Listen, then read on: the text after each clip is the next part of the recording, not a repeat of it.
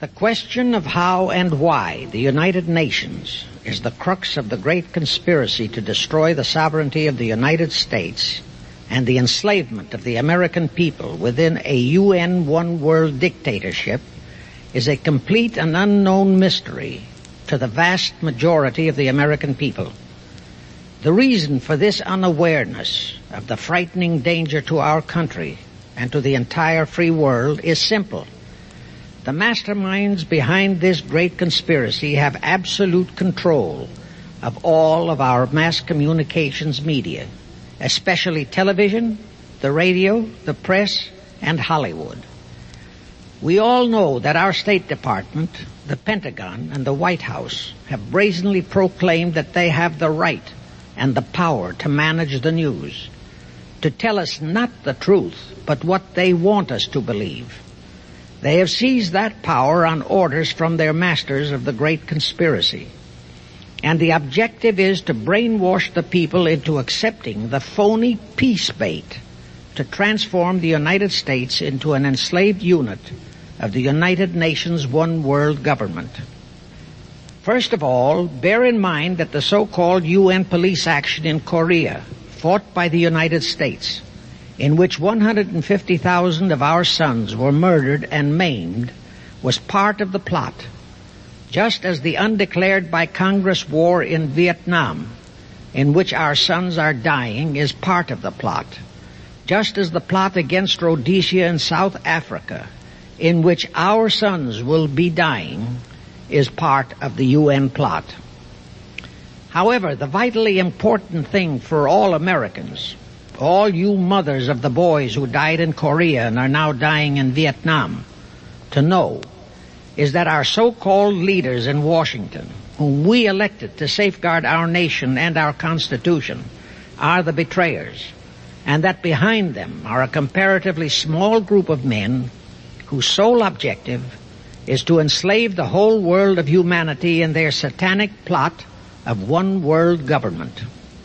Now, in order to give you a very clear picture of this satanic plot, I will go back to its beginning, clear back in the middle of the 18th century, and name the men who put that plot into action, and then bring you down to the present, today's status of that plot. Now, as a matter of further intelligence, a term used by the FBI, let me clarify the meaning of the expression, "He is a liberal." The enemy, meaning the one world conspirators, have seized upon that word liberal as a cover-up for their activities.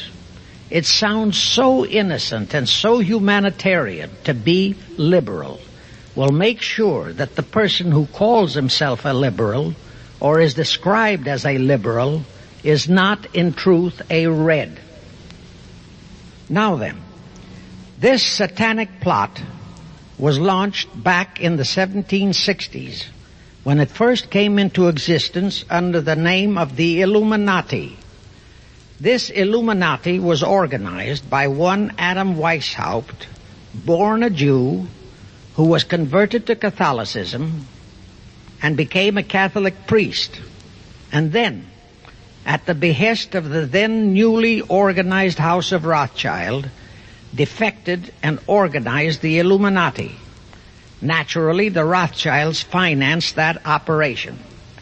And every war since then, beginning with the French Revolution, has been promoted by the Illuminati, operating under various names and guises. I say under various names and guises because after the Illuminati was exposed and became too notorious, Weishaupt and his co-conspirators began to operate under various other names. In the United States, immediately after World War I, they set up what they called the Council on Foreign Relations, commonly referred to as the CFR. And this CFR is actually the Illuminati in the United States. And its hierarchy, the masterminds in control of the CFR, to a very great extent are the descendants of the original Illuminati conspirators. But to conceal that fact, Most of them changed their original family names to American-sounding names. For example, the true name of the Dillons, Clarence and Douglas Dillon, once Secretary of the U.S. Treasury Department, is Lepowski. I'll come back to all this later. There is a similar establishment of the Illuminati in England, operating under the name of the British Institute of International Affairs. There are similar secret Illuminati organizations in France, Germany, and other nations operating under different names. And all these organizations, including the CFR, continuously set up numerous subsidiary or front organizations that are infiltrated into every phase of the various nations' affairs. But at all times, the operations of these organizations were and are masterminded and controlled by the internationalist bankers, who in turn were and are controlled by the Rothschilds. The details of how they accomplished the setting up of the CFR in the United States, as also in the other nations, are far too voluminous to be described in this dissertation. But you can find it complete in News Bulletin number 122, entitled UN is Spawn of the Illuminati, and News Bulletin number 123, entitled CFR Completely Unmasked as Illuminati. Both are published by the Cinema Educational Guild, Post Office Box 46205, Hollywood, California. You can get them for 50 cents per copy by writing to that address. Those news bulletins reveal the names of the original founders of the Illuminati and the Americanized names of their descendants in the present CFR. Now I'll go back to the activities of the original Illuminati conspirators. As revealed in News Bulletin number 122, one branch of the Rothschild family had financed Napoleon. Another branch of the Rothschilds, both branches the real masterminds of the Illuminati, financed Britain, Germany, and the other nations in the Napoleonic Wars. Immediately after the Napoleonic Wars, the Illuminati assumed that all the nations were so destitute and so weary of wars that they'd be glad for any solution. So the Rothschild stooges set up what they called the Congress in Vienna, and at that meeting they tried to create the first League of Nations, their first attempted one world government, on the theory that all the crowned heads of the European governments were so deeply in debt to them that they would willingly or unwillingly serve as their stooges. But the Tsar of Russia caught the stench of the plot and completely torpedoed it. The enraged Nathan Rothschild, then the head of that dynasty, vowed that someday he or his descendants would destroy the Tsar and his entire family. And his descendants did accomplish that very threat in 1917. At this point, bear in mind that the Illuminati was not set up to operate on a short-range basis. Normally, a conspirator of any type enters into a conspiracy with the expectation of achieving his objective during his own lifetime. But that was not the case with the Illuminati. True, they hoped to accomplish their objective during their lifetime. But, paraphrasing The Show Must Go On, the Illuminati operates on the very long-range basis. Whether it will take scores of years or even centuries, they have dedicated their descendants to keep the plot boiling until they hope the conspiracy is achieved. Now let's go back to the birth of the Illuminati. Adam Weishaupt was a Jesuit-trained professor of canon law, teaching in Ingolstadt University when he defected from Christianity to embrace the Luciferian conspiracy. It was in 1770 that the professional moneylenders, the then recently organized House of Rothschild, retained him to revise and modernize the age-old protocols of Zionism, which from the outset was designed to give the synagogue of Satan, so named by Jesus Christ, ultimate world domination, so they could impose the Luciferian ideology upon what would remain of the human race after the final social cataclysm by use of satanic despotism. Weishaupt completed his task May 1st, 1776. Now you know why May 1 is the great day with all communist nations to this very day. That was the day, May 1, 1776, that Weishaupt completed his plan and officially organized the Illuminati to put the plan into execution. That plan required the destruction of all existing governments and religions. That objective was to be reached by dividing the masses of people whom he, Weishaupt, termed Goyim, or human cattle, into opposing camps in ever-increasing numbers on political, social, economic, and other issues, the very conditions we have in our country today. The opposing sides were then to be armed and incidents provided which would cause them to fight and weaken themselves and gradually destroy national governments and religious institutions. Again, I say, the very conditions in the world today. And at this point, let me stress a prime feature of the Illuminati plans. When and if their blueprint for world control, the protocols of the elders of Zion, is discovered and exposed, they would wipe all the Jews off the face of the earth in order to divert suspicions from themselves. If you think this is far-fetched, bear in mind that they permitted Hitler, a liberal socialist himself, who was financed by Krupp, Kennedy, the Warburgs, and the Rothschilds, to incinerate 600,000 Jews. Now, just why did the conspirators choose the word Illuminati for their satanic organization? Weishaupt himself said that the word is derived from Lucifer and means holders of the light, using the lie that his objective was to bring about a one-world government to enable those with mental ability to govern the world and prevent all wars in the future. In short, using the word peace on earth as his bait, exactly as that same bait, peace, was used by the 1945 conspirators to foist the United Nations on us. Weishaupt, financed, I repeat, by the Rothschilds, recruited some 2,000 paid followers. These included the most intelligent men in the fields of arts and letters, education, the sciences, finance, and industry. He then established lodges of the Grand Orient, Masonic lodges, to be their secret headquarters. And I again repeat that in all of this, he was acting under orders from the House of Rothschild.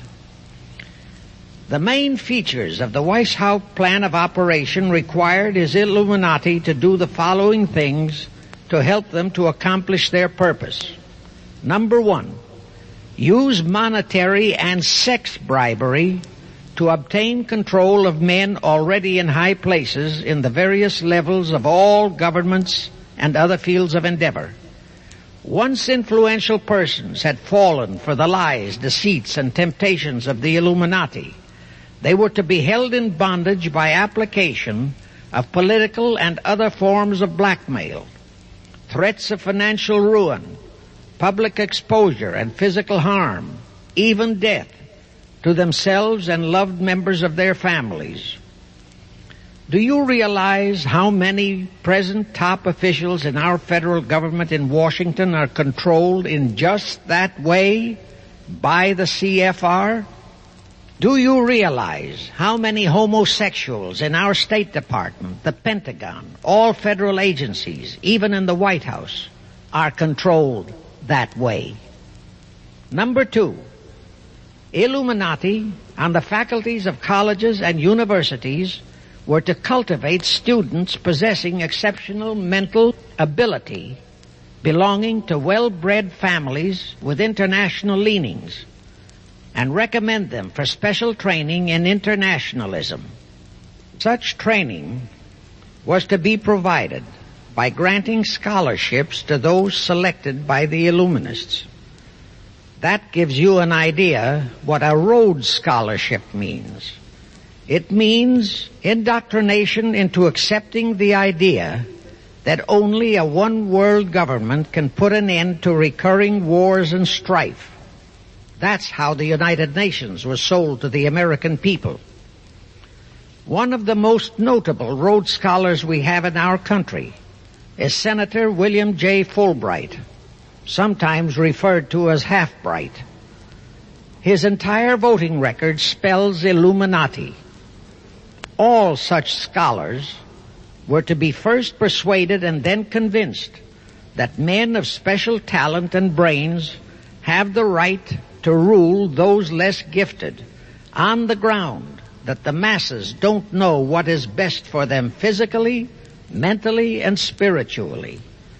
In addition to the Rhodes and similar scholarships, today there are 3 special Illuminati schools located in Gordonstown in Scotland, Salem in Germany, and Anavryta in Greece. These 3 are known ones, but there are others that are kept under cover. Prince Philip, the husband of Britain's Queen Elizabeth, was educated at Gordonstown at the instigation of Lord Louis Mountbatten, his uncle, a Rothschild relative, who became Britain's admiral of the fleet after World War II ended. Number 3, all influential people trapped into coming under the control of the Illuminati, plus the students who had been specially educated and trained, were to be used as agents and placed behind the scenes of all governments as experts and specialists, so they would advise the top executives to adopt policies which would, in the long run, serve the secret plans of the Illuminati one-world conspiracy and bring about the destruction of the governments and religions they were elected or appointed to serve. Do you know how many such men operate in our government at this very time? Rusk, McNamara, Hubert Humphrey, Fulbright, Kuchel, and go on and on and on. Number 4, perhaps the most vital directive in Weishaupt's plan was to obtain absolute control of the press, at that time the only mass communications media, to distribute information to the public, so that all news and information could be slanted, so that the masses could be convinced that a one-world government is the only solution to our many and varied problems. Now do you know who owns and controls our mass communications media? I'll tell you, practically all the movie lots in Hollywood is owned by the Lehmans, Kuhn Loeb and Company, Goldman Sachs, and other internationalist bankers. All the national radio and TV channels in the nation are owned and controlled by those same internationalist bankers. The same is true of every chain of metropolitan newspapers and magazines, also of the press wire services, such as Associated Press, United Press International, etc. The supposed heads of all those media are merely the fronts for the internationalist bankers, who in turn compose the hierarchy of the CFR, today's Illuminati in America. Now can you understand why the Pentagon's press agent Sylvester so brazenly proclaimed that the government has the right to lie to the people? What he really meant was that our CFR-controlled government had the power to lie to and be believed by the brainwashed American people. And let's again go back to the first days of the Illuminati. Because Britain and France were the 2 greatest world powers in the late years of the 18th century, Weishaupt ordered the Illuminati to foment the colonial wars, including our Revolutionary War, to weaken the British Empire and organize the French Revolution to destroy the French Empire. He scheduled the French Revolution to start in 1789. However, in 1784, a true act of God placed the Bavarian government in possession of evidence which proved the existence of the Illuminati, and that evidence could have saved France if they, the French government, hadn't refused to believe it. Here is how that act of God happened. It was in 1874 that Weishaupt issued his orders for the French Revolution. A German writer named Zwack put it into book form. It contained the entire Illuminati story and Weishaupt's plans. A copy of this book was sent to the Illuminists in France, headed by Robespierre, whom Weishaupt had delegated to foment the French Revolution. The courier was struck and killed by lightning as he rode through Ralston on his way from Frankfurt to Paris. The police found the subversive documents on his body and turned them over to the proper authorities. After careful study of the plot, the Bavarian government ordered the police to raid Weishaupt's newly organized lodges of the Grand Orient and the homes of his most influential associates. All additional evidence thus discovered convinced the authorities the documents were genuine copies of the conspiracy by which the Illuminati planned to use wars and revolutions to bring about the establishment of a one-world government, the powers of which they, headed by the Rothschilds, intended to usurp as soon as it was established. Exactly in line with the United Nations plot of today. In 1785, the Bavarian government outlawed the Illuminati and closed the lodges of the Grand Orient. In 1786, they published all the details of the conspiracy. The English title of that publication is The Original Writings of the Order and Sect of the Illuminati. Copies of the entire conspiracy were sent to all the heads of church and state in Europe. But the power of the Illuminati, which was actually the power of the Rothschilds, was so great that this warning was ignored. Nevertheless, Illuminati became a dirty word, and it went underground. At the same time, Weishaupt ordered Illuminists to infiltrate into the lodges of Blue Masonry and form their own secret societies within all secret societies. Only Masons who proved themselves internationalists and those whose conduct proved they had defected from God were initiated into the Illuminati. Thenceforth, the conspirators donned the cloak of philanthropy and humanitarianism to conceal their revolutionary and subversive activities. In order to infiltrate into Masonic lodges in Britain, Weishaupt invited John Robison over to Europe. Robison was a high-degree Mason in the Scottish Rite. He was a professor of natural philosophy at Edinburgh University and secretary of the Royal Society of Edinburgh. Robison did not fall for the lie that the objective of the Illuminati was to create a benevolent dictatorship, but he kept his reactions to himself so well that he was entrusted with a copy of Weishaupt's revised conspiracy for study and safekeeping. Anyway, because the heads of state and church in France were deluded into ignoring the warnings given them, the revolution broke out in 1789 as scheduled by Weishaupt. In order to alert other governments to their danger, in 1798 Robison published a book entitled Proof of a Conspiracy to Destroy All Governments and Religions. But his warnings were ignored, exactly as our American people have been ignoring all warnings about the United Nations and the Council on Foreign Relations, the CFR. Now here is something that will stun and very likely outrage many who hear this, but there is documentary proof that our own Thomas Jefferson and Alexander Hamilton became students of Weishaupt's.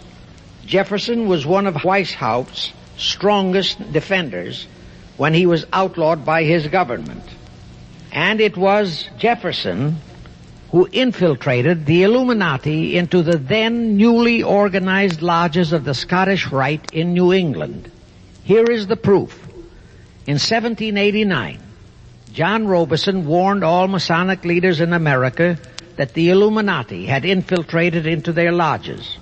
And on July 19, 1789, David Papin, president of Harvard University, issued the same warning to the graduating class and lectured them on the influence Illuminism was acquiring on American politics and religion.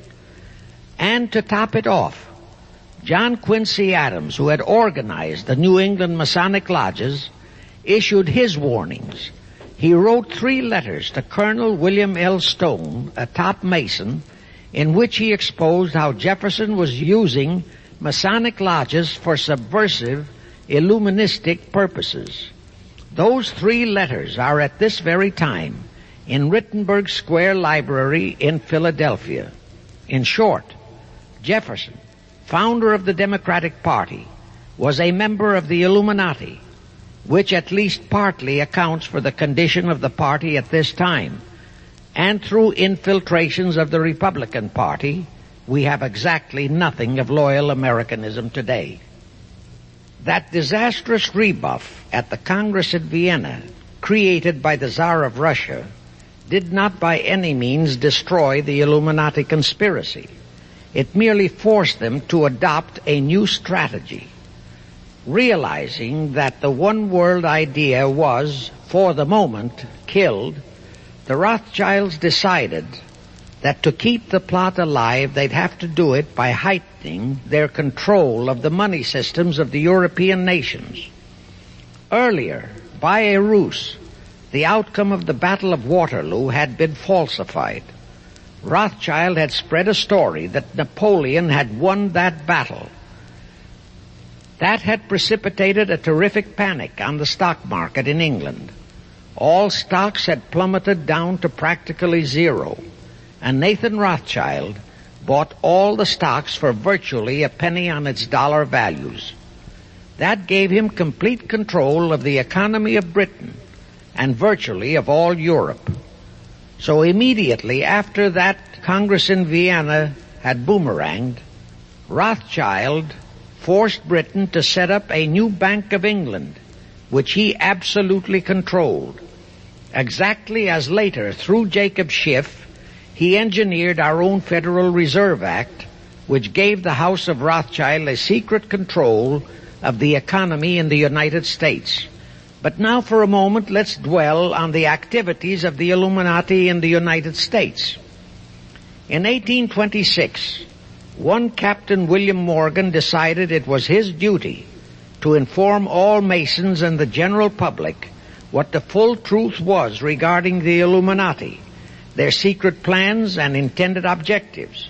Also reveal the identities of the masterminds of the conspiracy. The Illuminati promptly tried Morgan in absentia and convicted him of treason. They ordered one Richard Howard, an English Illuminist, to carry out their sentence of execution as a traitor. Morgan was warned and he tried to escape to Canada, but Howard caught up with him near the border, near the Niagara Gorge to be exact, where he murdered him. This was verified in a sworn statement made in New York by one Avery Allen to the effect that he heard Howard render his report of the execution to a meeting of Knights Templars in St. John's Hall, New York. He also told how arrangements had been made to ship Howard back to England. That Allen affidavit is on record in New York City archives. Very few Masons and very few of the general public know that general disapproval over that incident of murder caused approximately half of all the Masons in the northern jurisdiction of the United States to secede. Copies of the minutes of the meeting held to discuss that matter are still in existence in safe hands, and that all that secrecy emphasizes the power of the masterminds of the Illuminati to prevent such terrible events of history from being taught in our schools. In the early 1850s, the Illuminati held a secret meeting in New York, which was addressed by a British Illuminist named Wright. Those in attendance were told that the Illuminati was organizing to unite the nihilist and atheist groups with all other subversive groups into an international to be known as communists. That was when the word communist first came into being, and it was intended to be the supreme weapon and scare word to terrify the whole world and drive the terrorized peoples into the Illuminati one world scheme. This scheme, communism, was to be used to enable the Illuminati to foment future wars and revolutions. Clinton Roosevelt, a direct ancestor of Franklin Roosevelt, Horace Greeley and Charles Dana, foremost newspaper publishers of that time, were appointed to head a committee to raise funds for the new venture. Of course, most of the funds were provided by the Rothschilds. And this fund was used to finance Karl Marx and Engels when they wrote Das Kapital and the Communist Manifesto in Soho, England. And this clearly reveals that communism is not a so-called ideology, but a secret weapon, a bogeyman word to serve the purpose of the Illuminati. Weishaupt died in 1830, but prior to his death he prepared a revised version of the age-old conspiracy, the Illuminati, which under various aliases was to organize, finance, direct, and control all international organizations and groups by working their agents into executive positions at the top. In the United States, we have Woodrow Wilson, Franklin Roosevelt, Jack Kennedy, Johnson, Rusk, McNamara, Fulbright, etc. as prime examples. In addition, while Karl Marx was writing the Communist Manifesto under the direction of one group of Illuminists, Professor Karl Ritter of Frankfurt University was writing the antithesis under direction of another group. The idea was that those who direct the overall conspiracy could use the differences in those two so-called ideologies to enable them to divide larger and larger members of the human race into opposing camps so that they could be armed and then brainwashed into fighting and destroying each other, and particularly to destroy all political and religious institutions. The work Ritter started was continued after his death and completed by the German so-called philosopher Friedrich Wilhelm Nietzsche, who founded Nietzscheism. This Nietzscheism was later developed into fascism and then into Nazism and was used to foment World Wars I and II.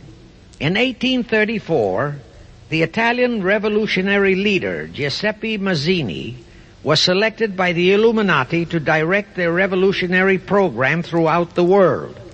He served in that capacity until he died in 1872. But some years before he died, Mazzini had enticed an American general named Albert Pike into the Illuminati. Pike was fascinated by the idea of a one-world government, and ultimately he became the head of this Luciferian conspiracy. Between 1859 and 1871, he, Pike, worked out a military blueprint for 3 world wars and various revolutions throughout the world, which he considered would forward the conspiracy to its final stage in the 20th century. Again, I remind that these conspirators were never concerned with immediate success.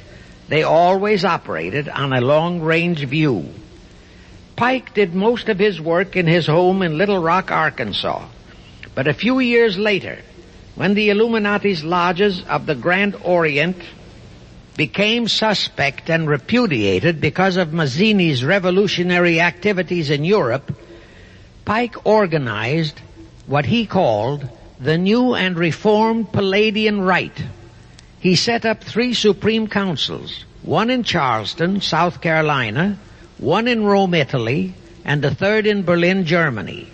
He had Mazzini establish 23 subordinate councils in strategic locations throughout the world.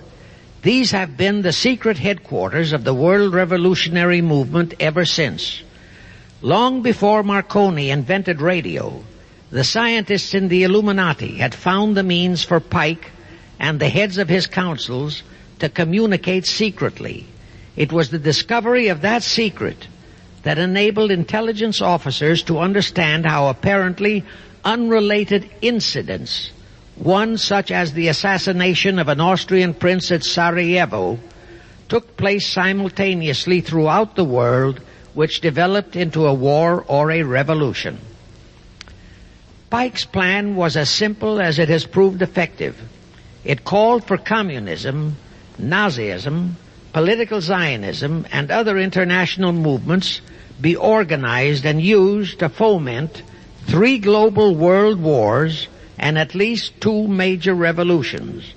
The First World War was to be fought so as to enable the Illuminati to destroy Tsarism in Russia, as vowed by Rothschild after the Tsar had torpedoed his scheme at the Congress in Vienna, and to transform Russia into a stronghold of atheistic communism.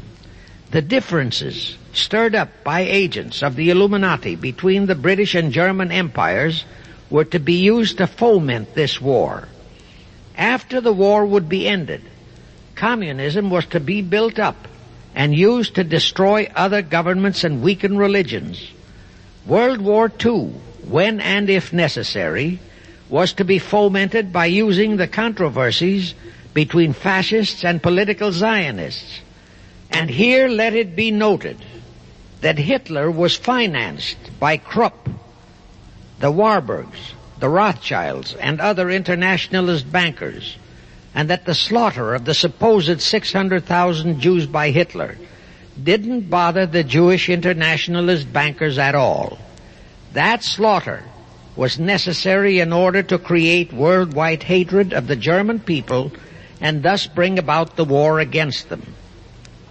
In short, this Second World War was to be fought to destroy Nazism and to increase the power of political Zionism so that the State of Israel could be established in Palestine.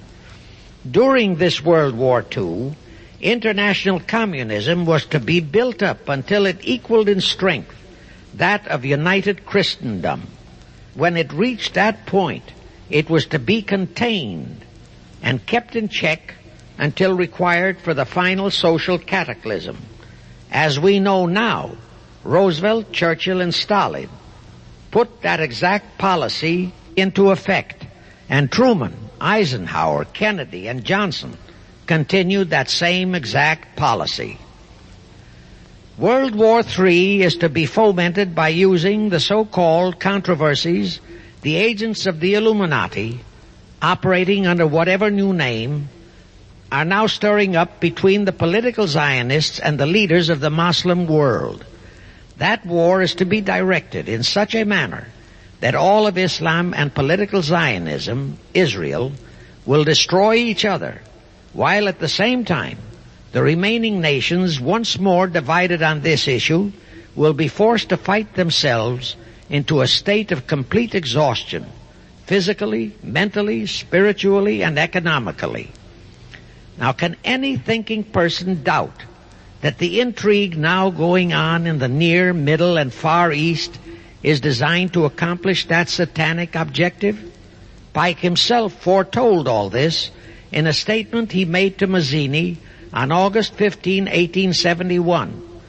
Pike stated that after World War III is ended, those who will inspire to undisputed world domination will provoke the greatest social cataclysm the world has ever known. Quoting his own words, taken from the letter he wrote to Mazzini, and which letter is now catalogued in the British Museum in London, England, he said, "We shall unleash the nihilists and the atheists, and we shall provoke a great social cataclysm which in all its horror will show clearly to all nations the effect of absolute atheism, the origin of savagery and of most bloody turmoil. Then everywhere the people forced to defend themselves against the world minority of revolutionaries will exterminate those destroyers of civilization, and the multitudes disillusioned with Christianity, whose deistic spirits will be from that moment on without direction and leadership, and anxious for an ideal but without knowledge where to send its adoration, will receive the true light through the universal manifestation of the pure doctrine of Lucifer, brought finally out into public view, a manifestation which will result from a general reactionary movement which will follow the destruction of Christianity and atheism, both conquered and exterminated at the same time."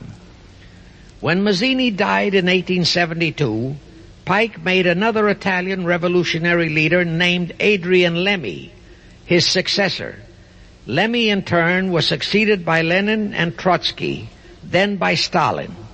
The revolutionary activities of all those men were financed by British, French, German, and American international bankers, all of them dominated by the House of Rothschild. We are supposed to believe that the international bankers of today, like the money changers of Christ's day, are only the tools or agents of the great conspiracy, but actually they are the masterminds behind all of it. While the general public has been brainwashed by all the mass communications media into believing that communism is a movement of the so-called workers, the actual fact is that both British and American intelligence officers have authentic documentary evidence that international liberals operating through their international banking houses, particularly the House of Rothschild, have financed both sides in every war and revolution since 1776. Those who today comprise the conspiracy, the CFR in the United States, direct our governments, whom they hold in usury through such methods as the Federal Reserve System in America, to fight wars such as Vietnam, created by the United Nations, so as to further Pike's Illuminati plans to bring the world to that stage of the conspiracy when atheistic communism and the whole of Christianity can be forced into an all-out Third World War within each remaining nation, as well as on an international scale. The headquarters of the great conspiracy in the late 1700s was in Frankfurt, Germany, where the House of Rothschild had been established by Mayer Anschelm, who adopted the Rothschild name and linked together other international financiers who had literally sold their souls to the devil. After the Bavarian government's exposure in 1786, the conspirators moved their headquarters to Switzerland, then to London. Since World War II, after Jacob Schiff, the Rothschild's boy in America, died, the headquarters of the American branch has been in the Harold Pratt Building, New York, and the Rockefellers, originally protégés of Schiff, have taken over the manipulation of finances in America for the Illuminati. In the final phases of the conspiracy, the one world government will consist of the king dictator, head of the United Nations, the CFR, and a few billionaires, economists, and scientists who have proved their devotion to the great conspiracy. All others are to be integrated into a vast conglomeration of mongrelized humanity, actually slaves. Now let me show you how our federal government and the American people have been sucked into the one world takeover plot of the Illuminati great conspiracy. And always bear in mind that the United Nations was created to become the housing for that one world so-called liberal conspiracy. The real foundations of the plot for the takeover of the United States were laid during the period of our Civil War. Not that Weishaupt and the earlier masterminds had ever overlooked the New World. As I have previously indicated, Weishaupt had his agents planted over here as far back as the Revolutionary War. But George Washington was more than a match for them. It was during the Civil War that the conspirators launched their first concrete efforts. We know that Judah Benjamin, chief advisor of Jefferson Davis, was a Rothschild agent. We also know that there were Rothschild agents planted in Abraham Lincoln's cabinet who tried to sell him into a financial dealing with the House of Rothschild. But old Abe saw through the scheme and bluntly rejected it, thereby incurring the undying enmity of the Rothschilds, exactly as the Russian Tsar did when he torpedoed their first League of Nations at the Congress in Vienna. Investigation of the assassination of Lincoln revealed that the assassin, Booth, was a member of a secret conspiratorial group. Because there were a number of highly important government officials involved, the name of the group was never revealed, and it became a mystery, exactly as the assassination of Jack Kennedy still is a mystery. But I am sure it will not for long remain a mystery. Anyway, the ending of the Civil War destroyed, temporarily, all chances of the House of Rothschild to get a clutch on our money system, such as they had acquired in Britain and other nations in Europe. I say temporarily because the Rothschilds and the masterminds of the conspiracy never quit. So they had to start from scratch, but they lost no time in getting started. Shortly after the Civil War, a young immigrant who called himself Jacob H. Schiff arrived in New York. Jacob was a young man with a mission for the House of Rothschild. Jacob was the son of a rabbi, born in one of Rothschild's houses in Frankfurt, Germany. I won't go deeply into his background. The important point is that Rothschild recognized in him not only a potential money wizard, but more important, he also saw the latent Machiavellian qualities in Jacob that could, as it did, make him an invaluable functionary in the great one-world conspiracy. After a comparatively brief training period in the Rothschilds' London bank, Jacob left for America with instructions to buy into a banking house, which was to be the springboard to acquire control of the money system of the United States. Actually, Jacob came here to carry out 4 specific assignments. Number 1, and most important, was to acquire control of America's money system. Number 2, find desirable men who, for a price, would be willing to serve as stooges for the great conspiracy and promote them into high places in our federal government, our Congress, in the U.S. Supreme Court, and all federal agencies.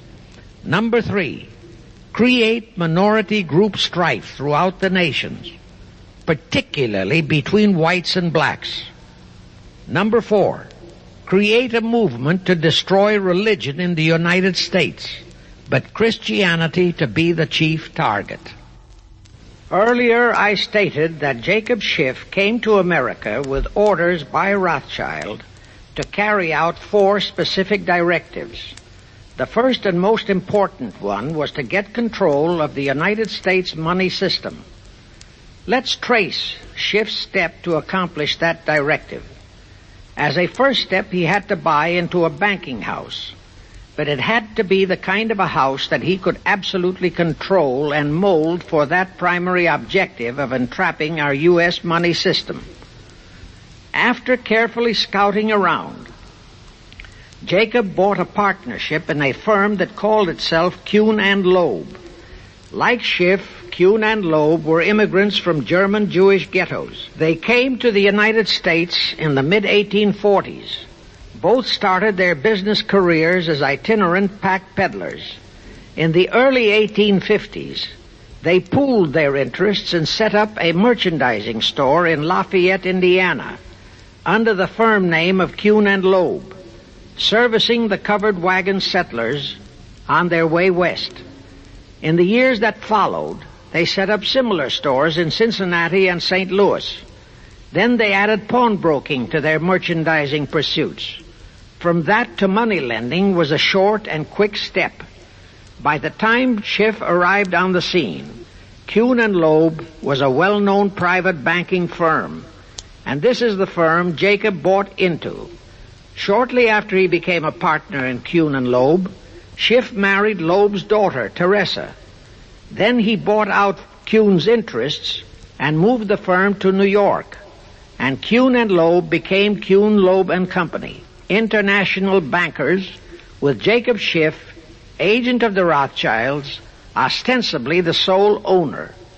And throughout his career, this blend of Judas and Machiavelli, the first hierarch of the Illuminati, great conspiracy in America, posed as a generous philanthropist and a man of great holiness, the cover-up policy set forth by the Illuminati.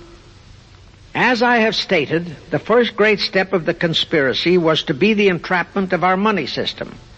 To achieve that objective, Schiff had to get full cooperation of the then big banker elements in America, and that was easier said than done. Even in those years, Wall Street was the heart of the American money mart, and J.P. Morgan was its dictator. Next in line were the Drexels and the Biddles in Philadelphia. All the other financiers, big and little, danced to the music of those three houses, but particularly to that of Morgan. All of those three were proud, haughty, arrogant potentates. For the first few years they viewed the little bewhiskered man from the German ghettos with utter contempt. But Jacob knew how to overcome that. He threw a few Rothschild bones to them, said bones being distribution in America of desirable European stock and bond issues. Then he discovered he had a still more potent weapon in his hands in the following. It was in the decades following our Civil War that our industries began to burgeon. We had great railroads to build. The oil, mining, steel, textile industries were bursting out of their swaddling clothes. All that called for vast financing. Much of that financing had to come from abroad. That meant the House of Rothschild. And that was when Schiff came into his own. He played a very crafty game. He became the patron saint of John D. Rockefeller, Edward R. Harriman, and Andrew Carnegie. He financed the Standard Oil Company for Rocky, the railroad empire for Harriman, and the steel empire for Carnegie. But instead of hogging all the other industries for Kuhn, Loeb and Company, he opened the doors of the House of Rothschild to Morgan, Biddle, and Drexel. In turn, Rothschild arranged the setting up of London, Paris, European, and other branches for those three, but always in partnerships with Rothschild subordinates. And Rothschild made it very clear to all those men that Schiff was to be the boss in New York. Thus, at the turn of the century, Schiff had a tight control of the entire banking fraternity on Wall Street, which by then, with Schiff's help, included Lehman Brothers, Goldman Sachs, and other internationalist banks, headed by men chosen by the Rothschilds. In short, that meant control of the nation's money powers, and he was then ready for the giant step, the entrapment of our national money system. Now, under our Constitution, all control of our money system is vested solely in our Congress. Schiff's next important step was to seduce our Congress to betray that constitutional edict by surrendering that control to the hierarchy of the Illuminati's great conspiracy. In order to legalize that surrender and thus make the people powerless to resist it, it would be necessary to have Congress enact special legislation. To accomplish that, Schiff would have to infiltrate stooges into both houses of Congress, stooges powerful enough to railroad Congress into passing such legislation. Equally, or even more important, he would have to plant a stooge in the White House, a president without integrity and without scruples, who would sign that legislation into law. To accomplish that, he had to get control of either the Republican or the Democratic Party. The Democratic Party was the more vulnerable. It was the hungrier of the two parties. Except for Grover Cleveland, the Democrats had been unable to land one of their men in the White House since before the Civil War. There were two reasons for that. Number one, poverty of the party. Number two, there were considerably more Republican-minded voters than Democrats. The poverty matter was not a great problem, but the voter problem was a different story.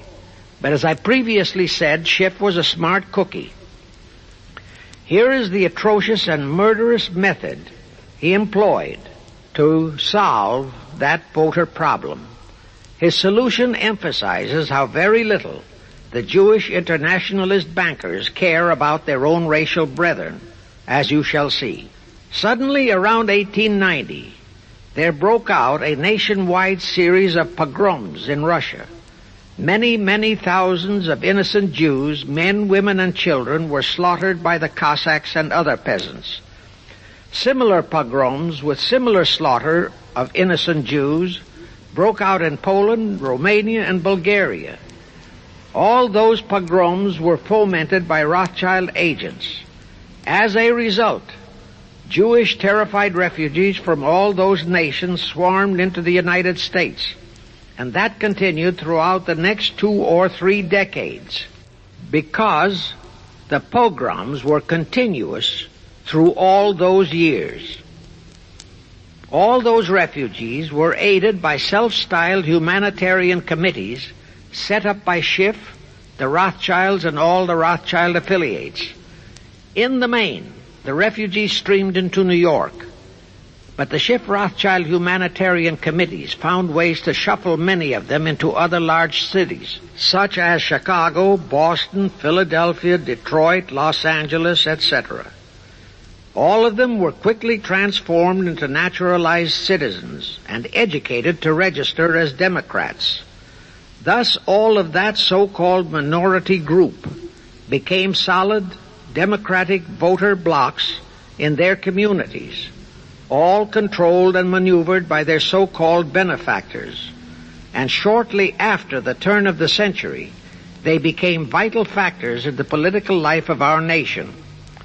That was one of the methods Schiff employed, to plant men like Nelson Aldrich in our Senate and Woodrow Wilson in the White House.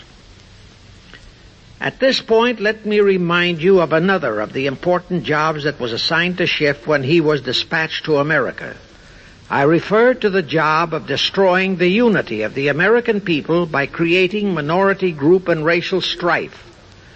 By the pogrom-driven Jewish refugees into America, Schiff was creating one ready-made minority group for that purpose.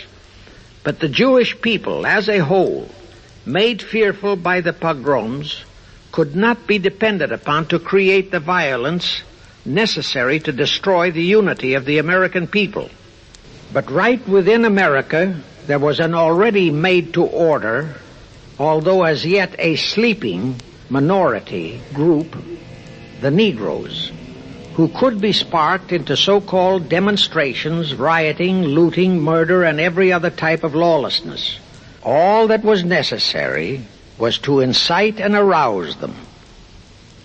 Together, those two minority groups, properly maneuvered, could be used to create exactly the kind of strife in America the Illuminati would need to accomplish their objective.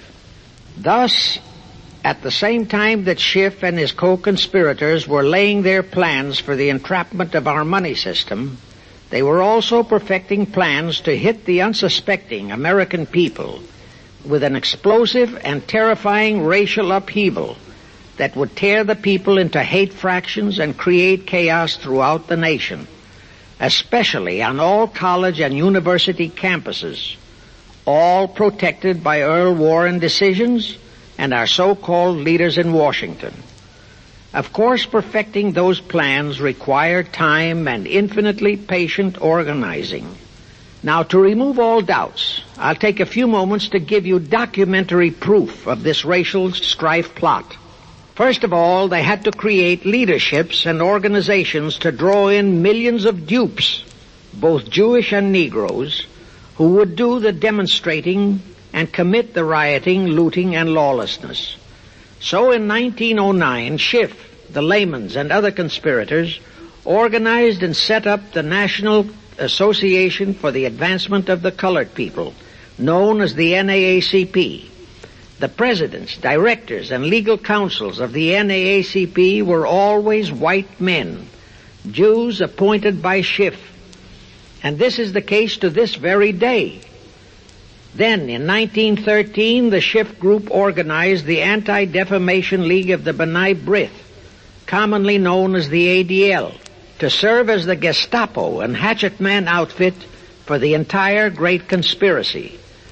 Today, this sinister ADL maintains over 2,000 agencies in all parts of the country, and they advise and completely control every action of the NAACP, core of the Urban League, of all the other so-called Negro civil rights organizations throughout the nation, including such leaders as Martin Lucifer King, Stokely Carmichael, Bayard Rustin, and others of that ilk. In addition, the ADL acquired absolute control of the advertising budgets of many department stores, hotel chains, and TV and radio industrialist sponsors, also advertising agencies, in order to control practically all the mass communications media and force every loyal newspaper to slant and falsify the news, and to further incite and at the same time create sympathy for the lawlessness and violence of the Negro mobs. Here is documentary proof of the beginning of their deliberate plot to foment the Negroes into all their lawlessness. Around 1910, one Israel Zangwill wrote a play entitled The Melting Pot. It was sheer propaganda to incite the Negroes and Jews, because the play purportedly visualized how the American people were discriminating against and persecuting Jews and Negroes. At that time, nobody seemed to realize that it was a propaganda play. It was that cleverly written. The propaganda was well wrapped up in the truly great entertainment in the play, and it was a big Broadway hit. Now, in those years, the legendary Diamond Jim Brady used to throw a banquet at the famous Delmonico restaurant in New York after the opening performance of a popular play. He threw such a party for the cast of The Melting Pot, its author, producer, and chosen Broadway celebrities. By then, I'd already made a personal mark on the Broadway theater and was invited to that party. There I met George Bernard Shaw and a Jewish writer named Israel Cohen.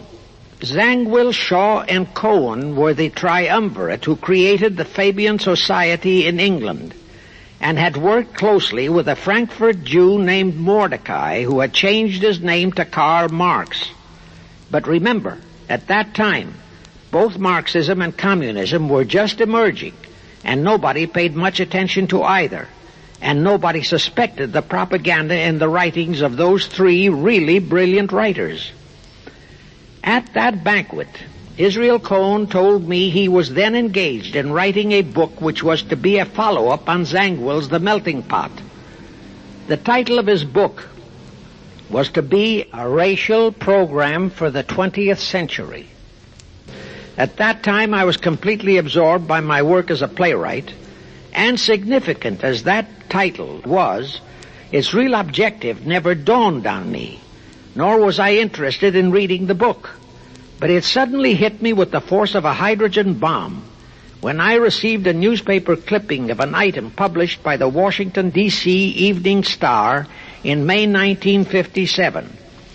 That item was a verbatim reprint of the following excerpt in Israel Cohen's book, A Racial Program for the 20th Century. And it reads, as I quote, "We must realize that our party's most powerful weapon is racial tension. By propounding into the consciousness of the dark races that for centuries they have been oppressed by the whites, we can mold them to the program of the Communist Party. In America, we will aim for subtle victory. While inflaming the Negro minority against the whites, we will instill in the whites a guilt complex for their exploitation of the Negroes. We will aid the Negroes to rise to prominence in every walk of life, in the professions and in the world of sports and entertainment. With this prestige, the Negro will be able to intermarry with the whites and begin a process which will deliver America to our cause." That same excerpt was entered into the Congressional Record of June 7, 1957 by Representative Thomas G. Abernathy. Thus the authenticity of that passage in Cohen's book was fully established. But the one question that remained in my mind was whether it represented the official policy or plot of the Communist Party or just a personal expression of Cohen himself. Hence I sought more proof, and I found it. In an official pamphlet published in 1935 by the New York Communist Party's official Workers' Library Publishers. That pamphlet was entitled, "The Negroes in a Soviet America." It urged the Negroes to rise up, form a Soviet state in the South, and apply for admission to the Soviet Union. It contained a firm pledge that the revolt would be supported by all American Reds and all so-called liberals. On page 38, it promised that a Soviet government would confer greater benefits to Negroes than to whites. And again this official communist pamphlet pledged that, I quote, "Any act of discrimination or prejudice against a Negro will become a crime under the revolutionary law," unquote. That statement proved that the excerpt in Israel Cohen's book, published in 1913, was an official edict of the Communist Party and directly in line with the Illuminati blueprint for world revolution issued by Weishaupt and later by Albert Pike. Now there's only one question, and that is to prove that the communist regime is directly controlled by the American Jacob Schiff and London Rothschild masterminds of the Great Conspiracy. A little later, I will provide that proof that will remove even a remote doubt that the Communist Party as we know it was created by those masterminds, capitalists if you will note, that Schiff, the Warburgs, and the Rothschilds planned and financed the entire Russian Revolution, also the murder of the Tsar and his family, and that Lenin, Trotsky, and Stalin took their orders directly from Schiff and the other capitalists whom they supposedly are fighting. Now can you see why the vile Earl Warren and his equally vile co-Supreme Court justices issued that infamous and treasonous desegregation decision in 1954?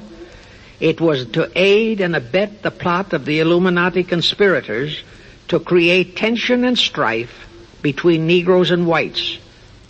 Can you see why the same Earl Warren issued his decision prohibiting Christian prayers and Christmas carols in our schools? It was done to destroy Christianity. Can you see why Eisenhower, despite all the rigid constitutional prohibitions, sent federal troops into a southern state to enforce the desegregation decision? Why Kennedy did likewise? And can you see why Johnson and 66 senators, despite the protests of 90% of the American people, voted for the Consular Treaty, which opens our entire country to Russian spies and saboteurs? All those 66 senators are 20th century Benedict Arnolds. It is up to you and you, all of the American people, to force Congress, our elected servants, to haul in those American traitors for impeachments, and that when proven guilty, they all be given the punishment prescribed for traitors who aid and abet our enemies. And that includes the forcing of rigid investigations by Congress of the CFR and all their fronts, such as the ADL, the NAACP, SNCC, and such Illuminati tools as Martin Lucifer King. Such investigations will completely unmask all the leaders in Washington and the Illuminati and all their affiliations and affiliates as traitors carrying out the Illuminati plot. It will completely unmask the United Nations as the intended crux of the entire plot and force Congress to take the U.S. out of the UN and hurl the UN out of the U.S. In fact, it will destroy the UN and the entire plot. Before I close this phase, I wish to reiterate and stress one vital point, which I urge you to never forget if you wish to save our country for your children and their children. Here is the point. Every unconstitutional and unlawful act committed by Woodrow Wilson, by Franklin Roosevelt, by Truman, Eisenhower, and Kennedy, and are now being committed by Johnson, is exactly in line with the Illuminati conspirators' centuries-old plot outlined by Weishaupt and Albert Pike. Every vicious decision issued by the traitorous Earl Warren and his equally traitorous Supreme Court justices was directly in line with what the Illuminati blueprint required. That all the treason committed by our State Department under Rusk and earlier by John Foster Dulles and Marshall, also all the treason committed by McNamara and his predecessors, is directly in line with that same Illuminati blueprint for the takeover of the world. Also the amazing treason by various members of our Congress, especially by the 66 senators who signed for the Consular Treaty, has been committed on orders from the Illuminati. Now I will go back to Jacob Schiff's entrapment of our money system and the treasonous actions that followed. It will also reveal the Schiff-Rothschild control of not only Karl Marx, but of Lenin, Trotsky, and Stalin, who created the revolution in Russia and set up the Communist Party. It was in 1908 that Schiff decided the time had come for his seizure of our money system. His chief lieutenants in that seizure were Colonel Edward Mandel House, whose entire career was that of chief executive and courier for Schiff, as I shall show, Bernard Baruch, and Herbert Lehman. In the fall of that year, they assembled in secret conclave at the Jekyll Island Hunt Club, owned by J.P. Morgan at Jekyll Island, Georgia. Among those present were J.P. Morgan, John D. Rockefeller, Colonel House, Senator Nelson Aldrich, Schiff, Stillman and Vanderlip of the New York National City Bank, W. and J. Seligman, Eugene Meyer, Bernard Baruch, Herbert Lehman, Paul Warburg, in short, all of the international bankers in America, all of them members of the hierarchy of the Illuminati's great conspiracy. A week later, they emerged with what they called the Federal Reserve System.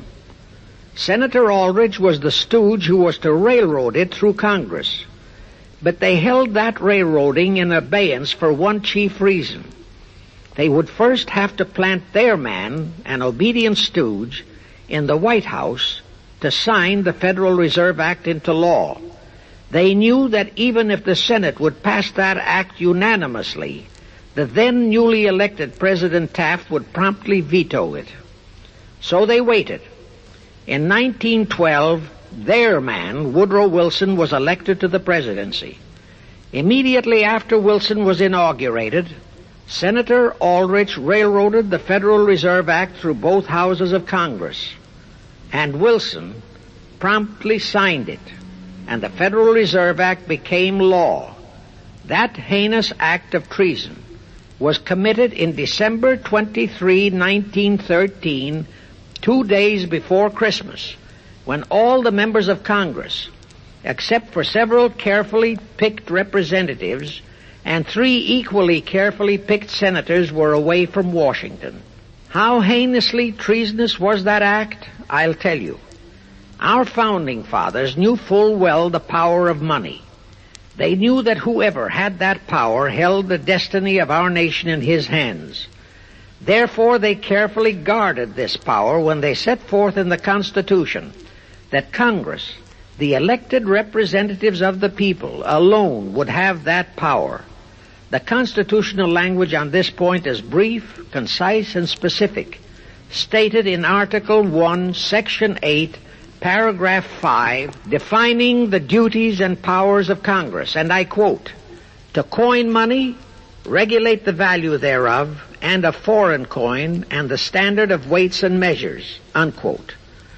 But on that tragic, unforgettable day of infamy, December 23, 1913, the men we sent to Washington to safeguard our interests, the representatives and senators and Woodrow Wilson, delivered the destiny of our nation into the hands of two aliens from Eastern Europe, Jacob Schiff and Paul Warburg. Warburg was a very recent immigrant who came here on orders from Rothschild for the express purpose of blueprinting that foul Federal Reserve Act. Now, the vast majority of the American people think that the Federal Reserve System is a United States government-owned agency. That is positively false. All of the stock of the Federal Reserve banks is owned by the member banks, and the heads of the member banks are all members of the hierarchy of the great Illuminati conspiracy known today as the CFR. The details of that act of treason in which many traitorous so-called Americans participated are far too long for this recording, but all those details are available in a book entitled The Federal Reserve Conspiracy, written by Eustace Mullins. In that book, Mullins tells the entire horrifying story and backs it up with unquestionable documentations.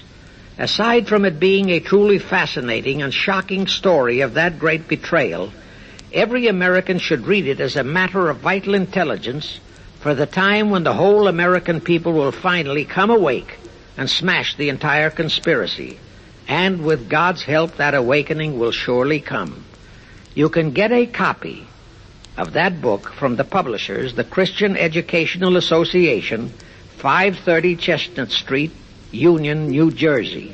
Now, if you think that those aliens and their by accident of birth American co-conspirators would be content with just the control of our money system, you're in for another very sad shock.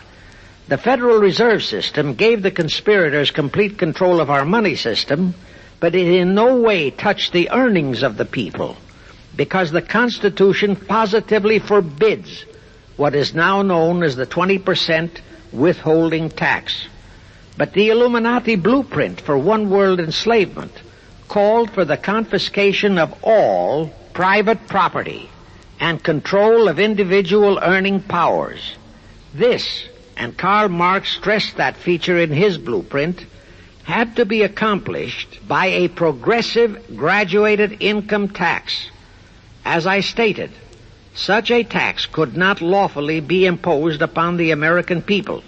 It is succinctly and expressly forbidden by our Constitution.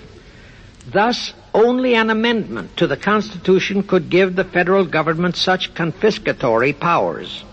Well, that too was not an insurmountable problem for our Machiavellian plotters.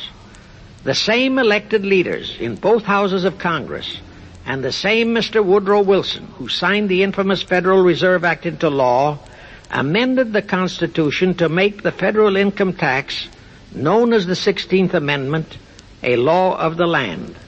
Both are illegal under our Constitution.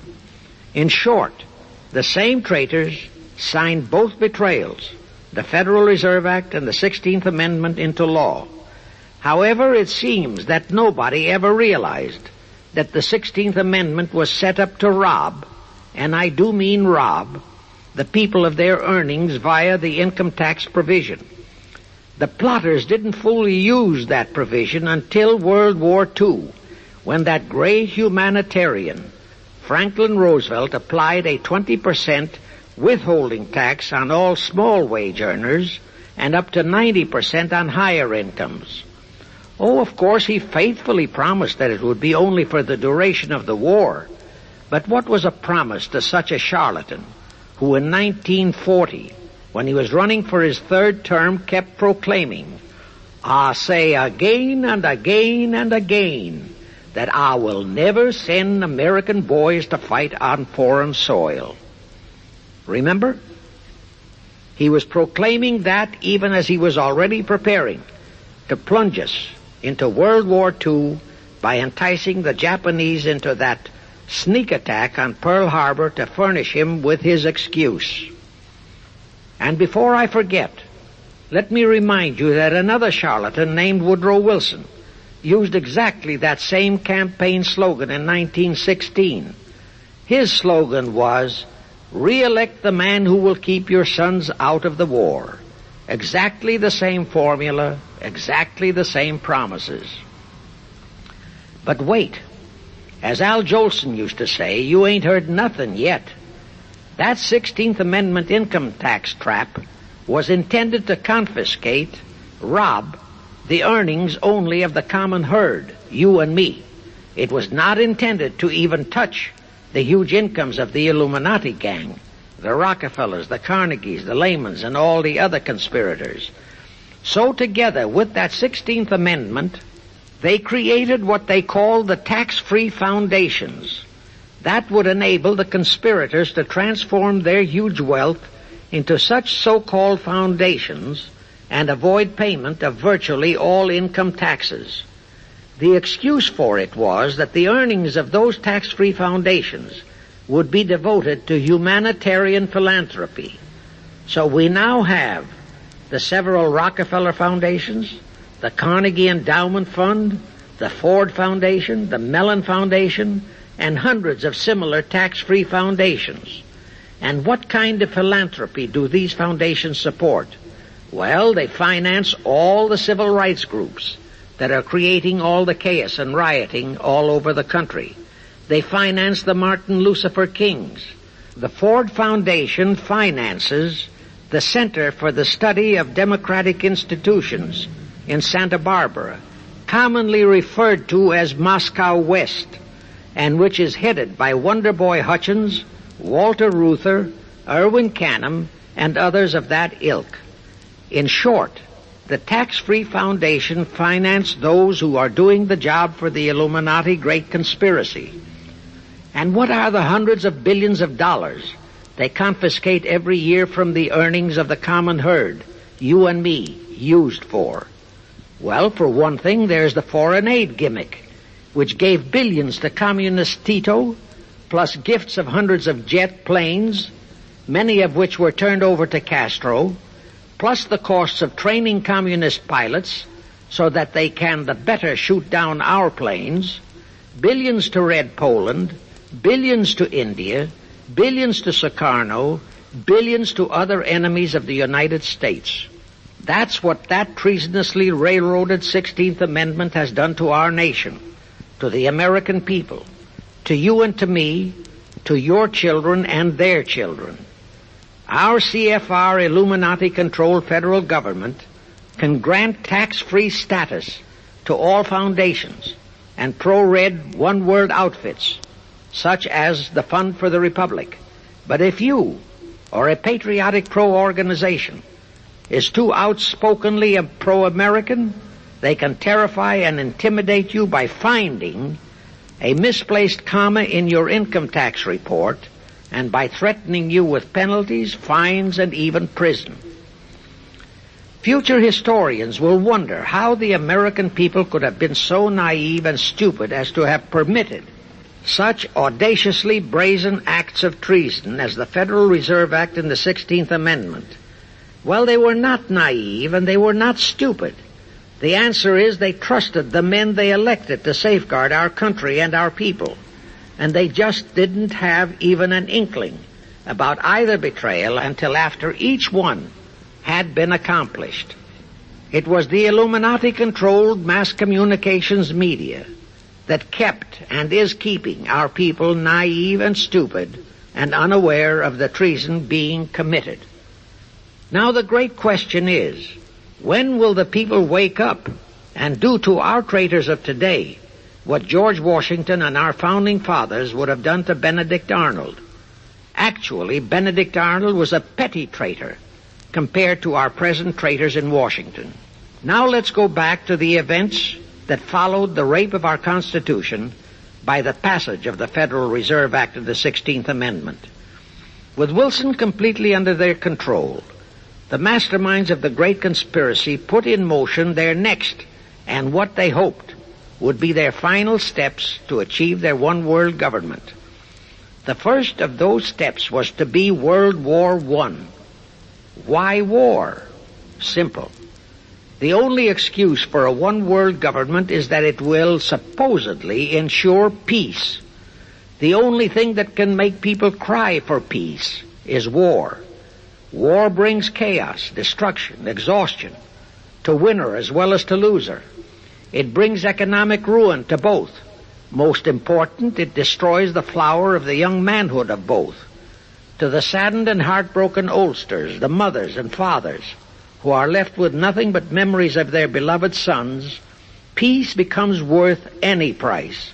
And that is the emotion upon which the conspirators depend for the success of their satanic plot. Throughout the 19th century, from 1814 to 1914, the world as a whole was at peace. Such wars as the Franco-Prussian, our own Civil War, the Russo-Japanese War, were what might be termed local disturbances that did not affect the rest of the world. All the great nations were prosperous, the peoples staunchly nationalistic and fiercely proud of their sovereignties. It was utterly unthinkable that the French and the German peoples would be willing to live under a one-world government, or the Turks and the Russians, or the Chinese and the Japanese. Even more unthinkable that a Kaiser Wilhelm or a Franz Joseph or a Tsar Nicholas or any monarch would willingly and meekly surrender his throne to a one-world government. But bear in mind that the peoples in all nations are the real power, and only one thing, war, could make the peoples yearn and clamor for a peace-ensuring one-world government. But it would have to be a frightful and horribly devastating war. It could not be just a local disturbing war between just two nations. It would have to be a world war. No major nation must be left untouched by the horrors and devastation of such a war. The cry for peace must be made universal. Actually, that was the format set by the Illuminati and Nathan Rothschild at the turn of the 19th century. They first maneuvered all of Europe into the Napoleonic Wars. Then the Congress in Vienna, which they, and particularly Rothschild, planned to transform into a League of Nations, which was to have been the housing for their one-world government, exactly as the present United Nations was set up to be the housing for the forthcoming, God forbid, one-world government. Anyway, that was the format the House of Rothschild and Jacob Schiff decided to employ to achieve their objective in 1914. Of course, they knew that that same format had failed in 1814, but they theorized that was only because the Tsar of Russia had torpedoed that scheme. Well, the present 1914 conspirators would eliminate that 1814 fly in the ointment. They'd make sure that after the New World War, they were conspiring, there'd be no Tsar of Russia around to throw monkey wrenches into the machinery. I won't go into how they accomplished this first step to launch a world war. History records that World War I was precipitated by a trivial incident, the kind of incident both Weishaupt and Albert Pike had incorporated in their blueprints. That incident was the assassination of an Austrian archduke, arranged by the Illuminati masterminds. The war followed.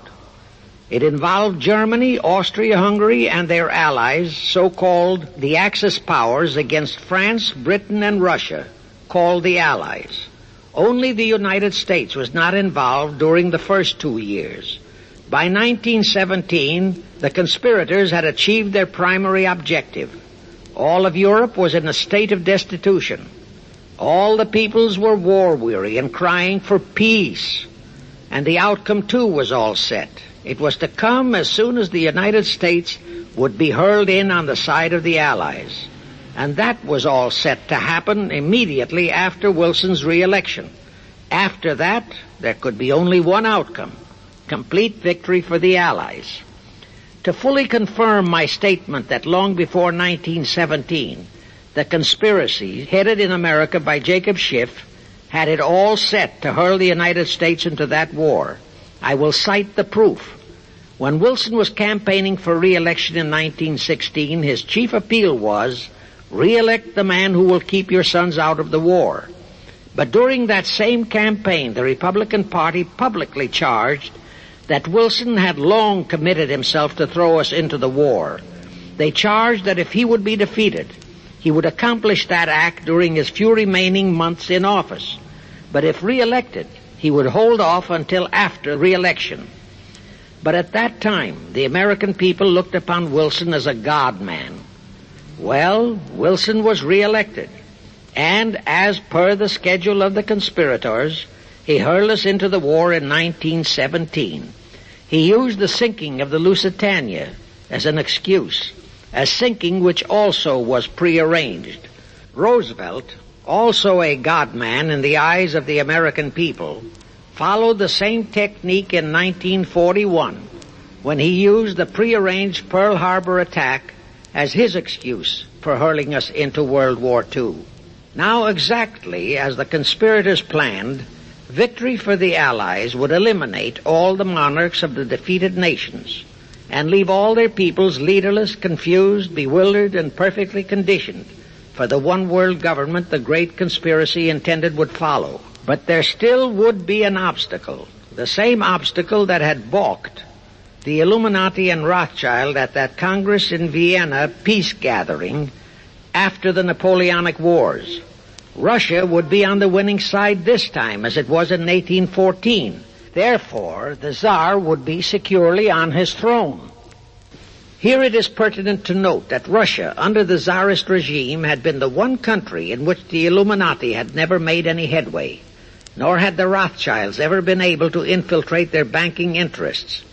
Thus, a winning Tsar would be more difficult than ever to cope with. Even if he could be enticed into a so-called League of Nations, it was a foregone conclusion that he would never, but never go for a one-world government.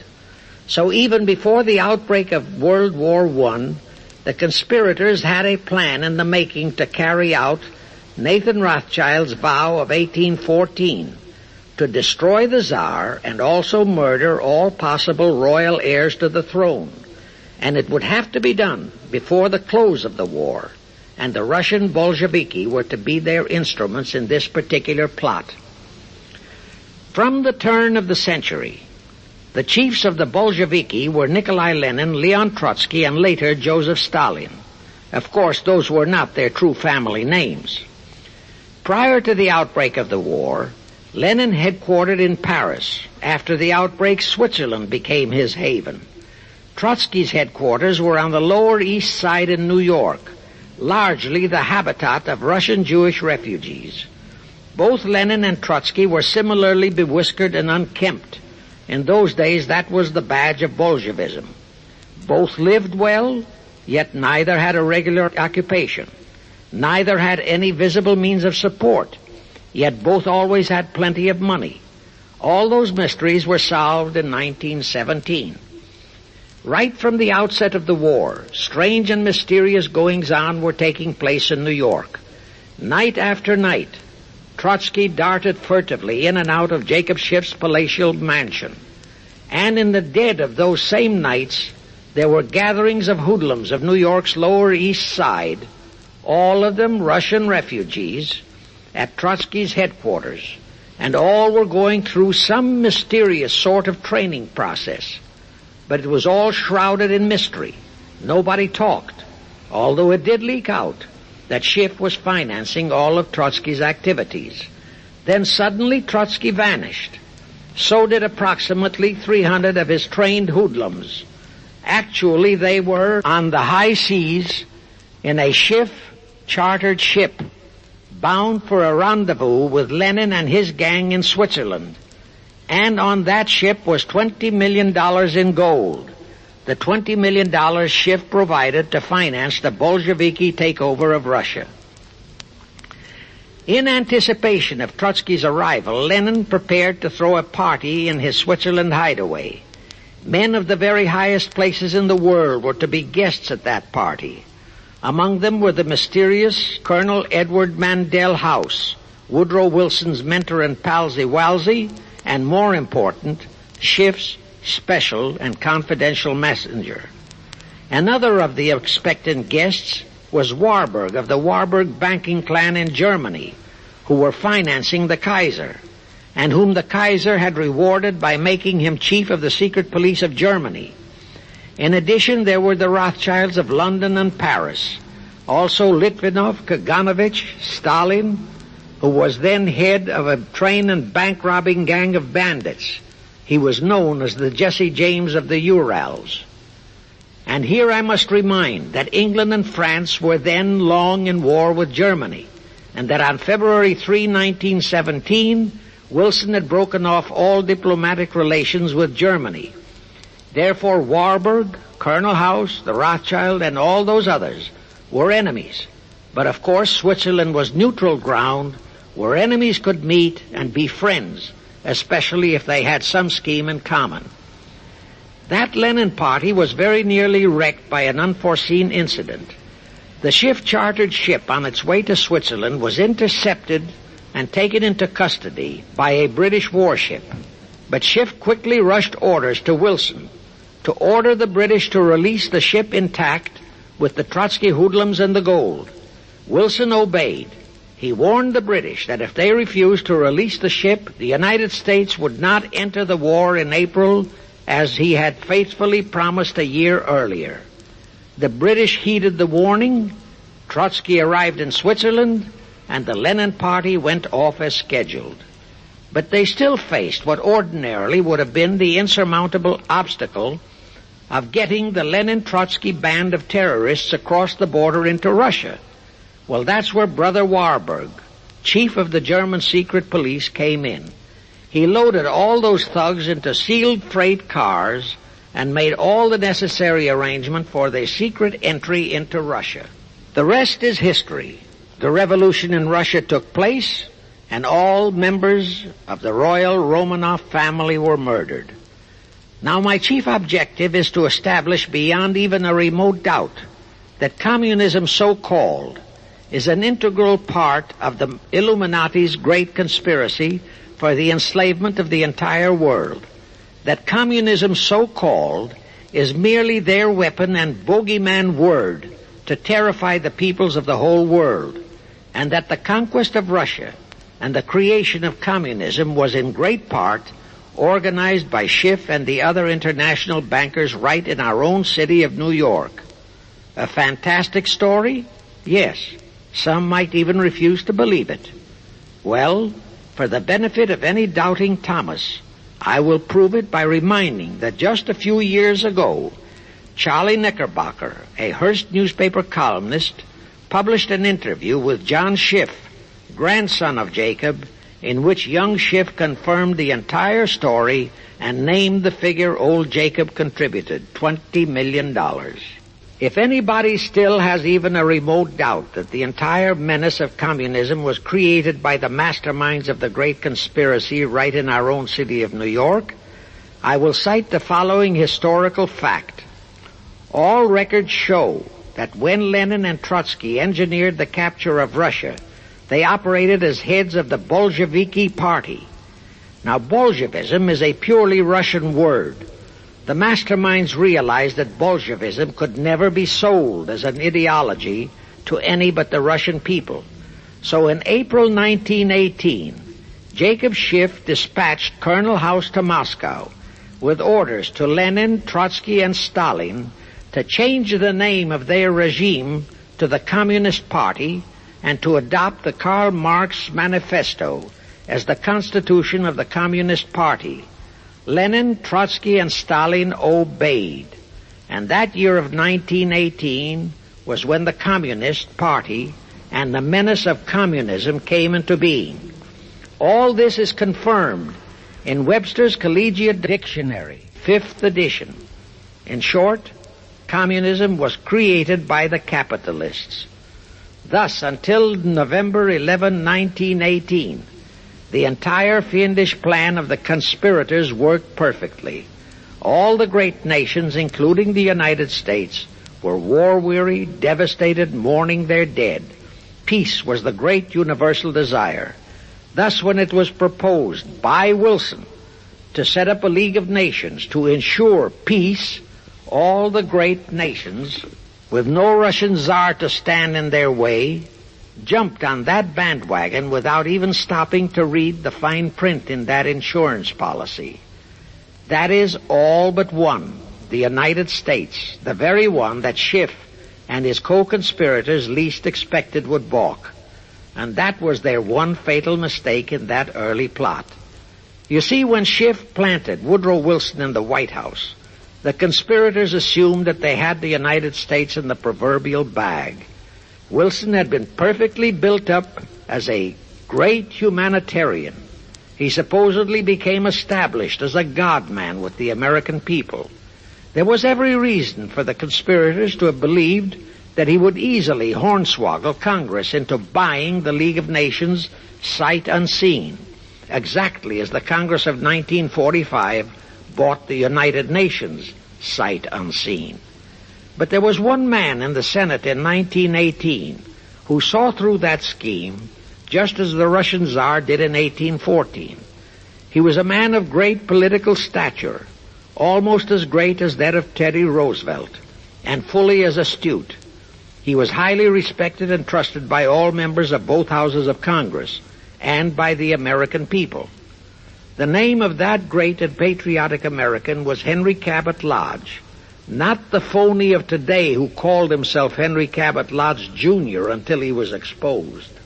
Lodge completely unmasked Wilson and kept the United States out of the League of Nations. Here it becomes of great interest to know the real reason for the Wilson League of Nations flop. As I previously stated, Schiff was sent to the United States to carry out 4 specific assignments. Number 1 and most important was to acquire complete control of the U.S. money system. Number 2, as outlined in the original Weishaupt Illuminati blueprint, he was to find the right kind of men to serve as stooges for the great conspiracy and promote them into the highest offices in our federal government, our Congress, our U.S. Supreme Court, and all federal agencies, such as the State Department, the Pentagon, the Treasury Department, etc. Number 3, destroy the unity of the American people by creating minority group strife throughout the nation, especially between the whites and blacks as outlined in Israel Cohen's book. Number 4, create a movement to destroy religion in the United States, with Christianity to be the chief target or victim. In addition, he was strongly reminded of the imperative directive in the Illuminati blueprint to achieve full control of all mass communications media, to be used to brainwash the people into believing and accepting all of the maneuverings of the great conspiracy. Schiff was warned that only control of the press, at that time our only mass communications media, would enable him to destroy the unity of the American people. Now then, Schiff and his co-conspirators did set up the NAACP, the National Association for the Advancement of the Colored People, in 1909. And in 1913 he set up the Anti-Defamation League of the B'nai B'rith. Both were to create the necessary strife. But in the early years, the ADL operated very timidly, perhaps for fear of a pogrom-like action by an aroused and enraged American people.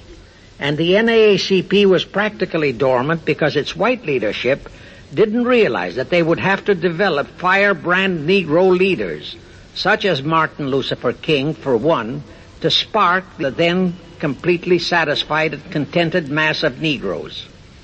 In addition, he, Schiff, was busy developing and infiltrating the stooges to serve in all high places in our Washington government and in the job of acquiring control of our money system and the creation of the 16th Amendment. He also was very busy with the organizing of the plot for the takeover of Russia. In short, he was kept so busy with all those jobs that he completely overlooked the supreme job of acquiring complete control of our mass communications media, That oversight was the direct cause for Wilson's failure to lure the United States into the League of Nations, because when Wilson decided to go to the people to overcome the opposition of the Lodge-controlled Senate, despite his established but phony reputation as a great humanitarian, he found himself faced by a solidly united people and by a loyal press whose only ideology was Americanism and the American way of life. At that time, due to the ineptness and ineffectiveness of both the ADL and the NAACP, there were no organized minority groups, no Negro problems, no so-called anti-Semitic problem to sway the people's thinking. There were no lefts, there were no rights, no prejudices for crafty exploitations. Thus, Wilson's League of Nations appeals fell on deaf ears. That was the end of Woodrow Wilson, the conspirator's great humanitarian. He quickly abandoned his crusade and returned to Washington, where he shortly died an imbecile brought on by syphilis.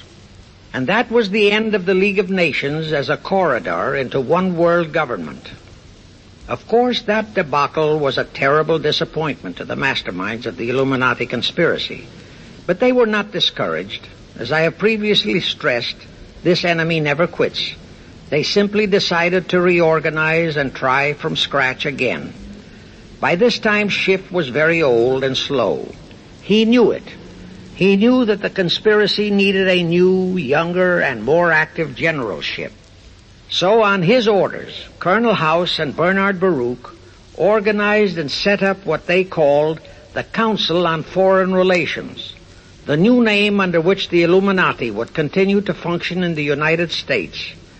The hierarchy, officers and directors of the CFR, is composed principally of descendants of the original Illuminati, many of whom had abandoned their old family names and acquired new Americanized names. For one example, we have Dillon, who was Secretary of Treasury of the United States, whose original name was Lepowski. Another example is Paley, head of the CBS TV channel, whose true name is Polinsky. The membership of the CFR is approximately 1,000 in number and contains the heads of virtually every industrial empire in America, such as Blau, president of the U.S. Steel Corporation, Rockefeller, king of the oil industry, Henry Ford II, and so on. And, of course, all the international bankers, also the heads of the tax-free foundations, are officers and or active CFR members. In short, all the men who provide the money and the influence to elect the CFR chosen presidents of the United States, congressmen, senators, and who decide the appointments of our various secretaries of state, of the Treasury, of every important federal agency, are members of the CFR, and very obedient members indeed. Now, just to cement that fact, I will mention the names of a few of the United States presidents who were members of the CFR. Franklin Roosevelt, Herbert Hoover, Dwight D. Eisenhower, Jack Kennedy. Others who were considered for the presidency are Thomas E. Dewey, Adlai Stevenson, Nixon, and Vice President of a CFR subsidiary, Barry Goldwater. Among the important cabinet members of the various administrations, we have John Foster Dulles, Allen Dulles, Cordell Hull, John J. McCloy, Morgenthau, Clarence Dillon, Rusk, McNamara, and just to emphasize the red color of the CFR, we have as members such men as Alger Hiss, Ralph Bunch, Pasvolsky, Harry Dexter White, real name Weiss, Owen Lattimore, Philip Jeffy, etc., etc. Simultaneously, they were flooding thousands of homosexuals and other blackmailable characters into all the federal agencies from the White House down. Remember Johnson's great friend Jenkins and Bobby Baker? Now, there were many jobs the new CFR had to accomplish. They required much help. So their first job was to set up various subsidiaries to whom they assigned special objectives. I can't name all the subsidiaries in this recording, but the following are a few. The Foreign Policy Association, FPA, the World Affairs Council, WAC, the Business Advisory Council, BAC, the notorious ADA, Americans for Democratic Action, virtually headed by Walter Reuther, the notorious 1313 in Chicago. Barry Goldwater was, and no doubt still is, a vice president of one of the CFR subsidiaries.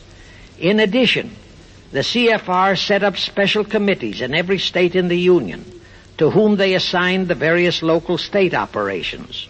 Simultaneously, the Rothschilds set up similar CFR-like control groups in England, France, Germany, and other nations to control world conditions and cooperate with CFR to bring about another world war. But the CFR's first and foremost job was to get complete control of our mass communications media. The control of the press was assigned to Rockefeller. Thus, Henry Luce, who recently died, was financed to set up a number of national magazines, among them Life, Time, Fortune, and others, which publish USSR in America. The Rockefellers also directly or indirectly financed the Cowles Brothers Look magazine and a chain of newspapers. They also financed a man named Sam Newhouse to buy up and build a chain of newspapers all over the country.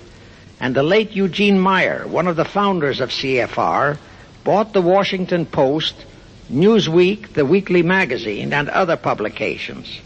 At the same time, CFR began to develop and nurture a new breed of scurrilous columnists and editorial writers, such as Walter Lippmann, Drew Pearson, the Alsops, Herbert Matthews, Irwin Canham, and others of that ilk, who called themselves liberals, who proclaimed that Americanism is isolationism, that isolationism is warmongerism, that anti-communism is anti-Semitism and racism.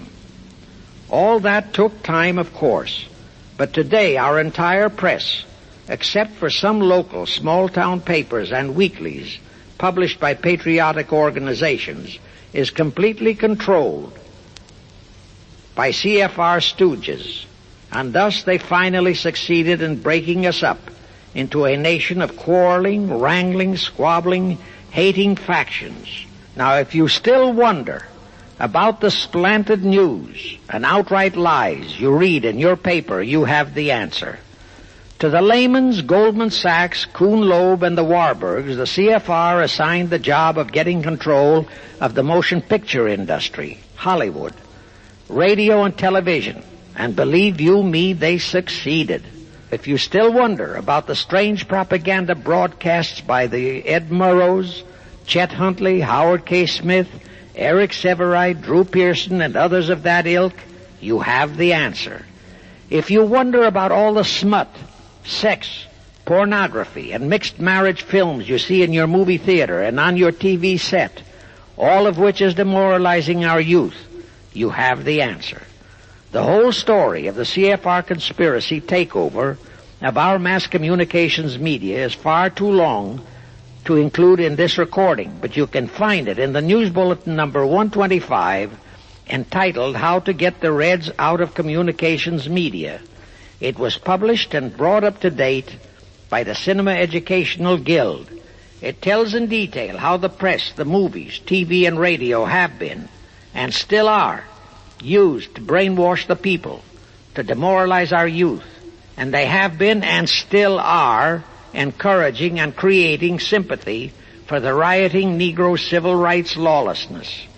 You can get a copy of this news bulletin by writing to the Cinema Educational Guild, Post Office Box 46205, Hollywood, California. Now, to refresh your memory, let's go back for a moment. Wilson's flop had torpedoed all chances of transforming that League of Nations into the conspirators' hoped-for one-world government housing. So the Jacob Schiff plot had to be done all over again, and they organized the CFR to do it. We also know how successfully the CFR did that job of brainwashing and destroying the unity of the American people. But as was the case with the Schiff plot, the climax and the creation of a new housing for their one world government required another world war, a war that would be even more horrible and more devastating than the First World War, in order to get the people of the world to again clamor for peace and a means to end all wars. But the CFR realized that the aftermath of World War II would have to be more carefully planned, so that there would be no escape from the new one world trap, another League of Nations, that would emerge from the new war, the trap we now know as the United Nations. And they hit upon a perfect strategy to ensure that no escape. Here's how they did it. In 1943, in the midst of the war, they prepared the framework for the United Nations, and it was handed over to Roosevelt and our State Department to be given birth by Alger Hiss, Pasvolsky, Dalton Trumbo, and other American traitors, thus making the whole scheme a United States baby. Then to fix our parenthood, New York City was to become the nursery for the monstrosity. After that, we could hardly walk out on our own baby, now could we? Anyway, that's how the conspirators figured it would work, and so far it has. And the liberal Rockefeller donated the land for the United Nations building. The United Nations Charter was written by Alger Hiss, Pasvolsky, Dalton Trumbo, and other CFR stooges. A phony so-called UN conference was set up in San Francisco in 1945. All the so-called representatives of 50-odd nations gathered there, promptly signed the charter. And the despicable traitor, Alger Hiss, flew to Washington with it, elatedly submitted it to our Senate, and the Senate, elected by our people to safeguard our security, signed the charter without so much as reading it.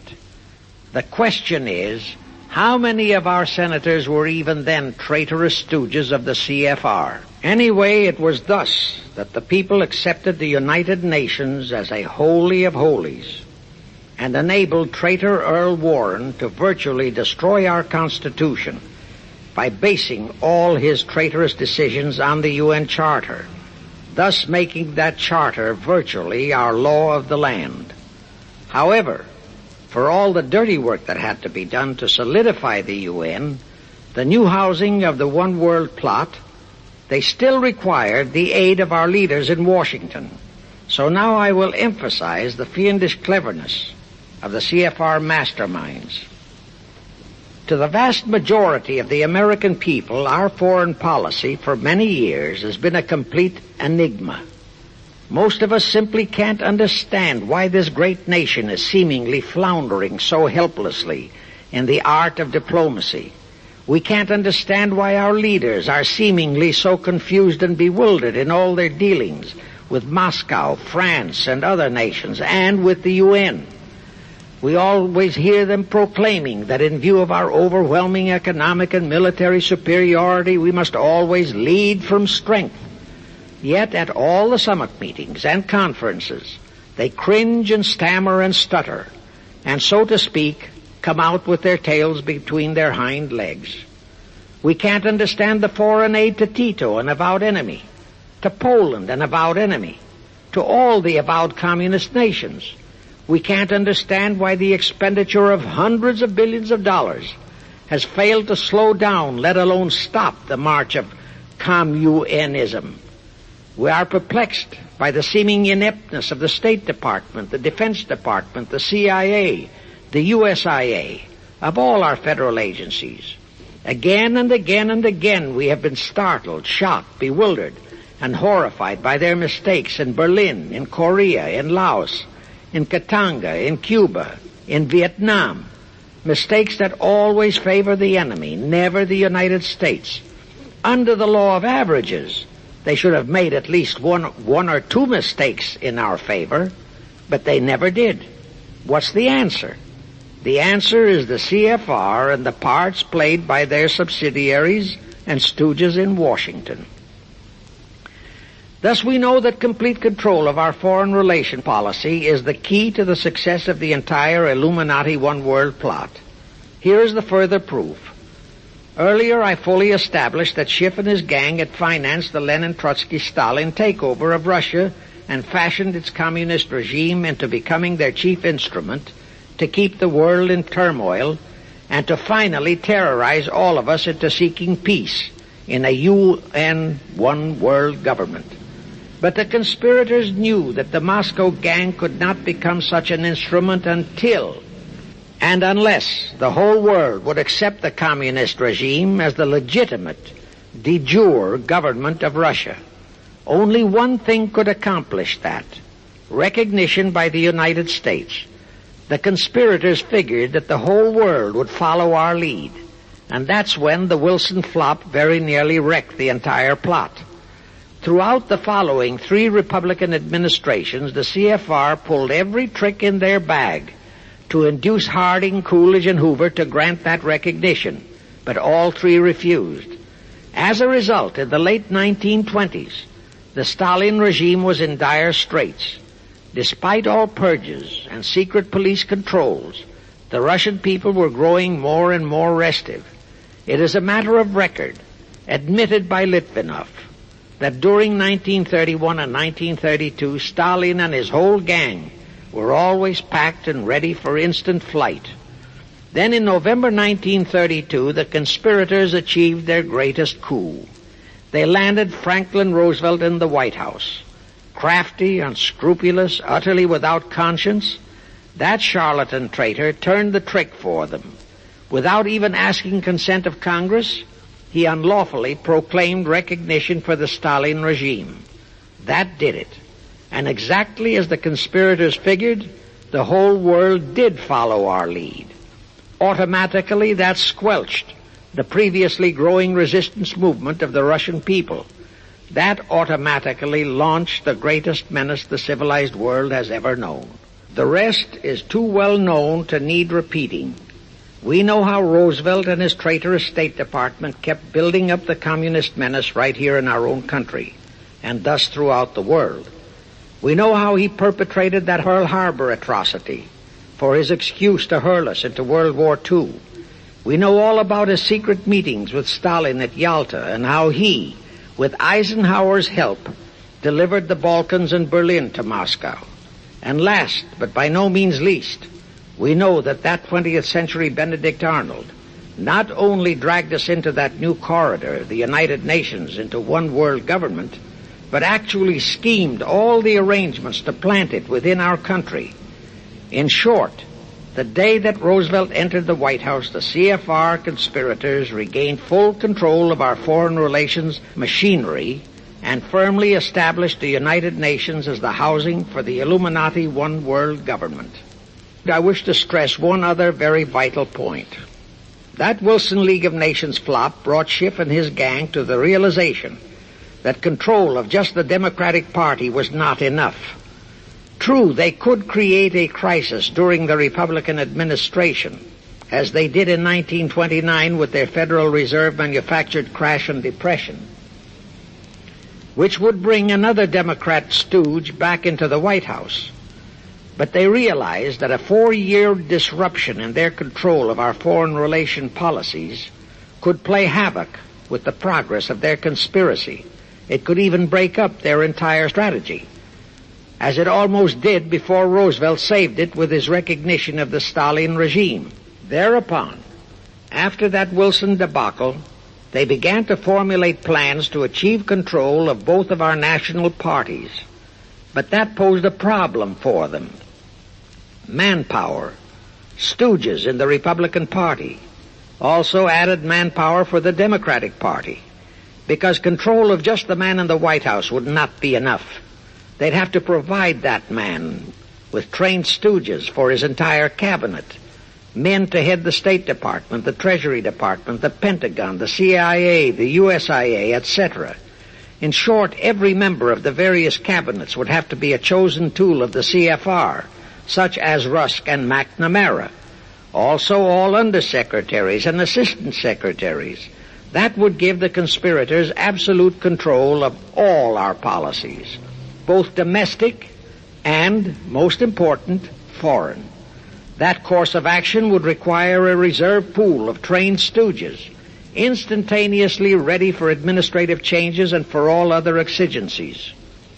All such stooges would of necessity have to be men of national reputation, high in the esteem of the people, but they would have to be men without honor, without scruple, without conscience, men who would be vulnerable to blackmail.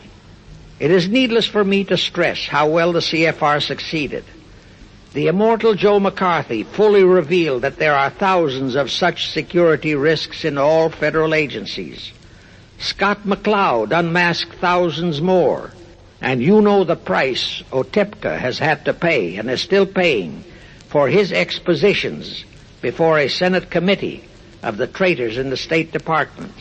And you know that the men in the State Department who delivered Cuba to Castro have not only been shielded, but promoted. To the crux of the whole one-world government plot and the maneuvering necessary to create another League of Nations to house such a government. As I have already stated, the conspirators knew that only another world war was vital for the success of their plot.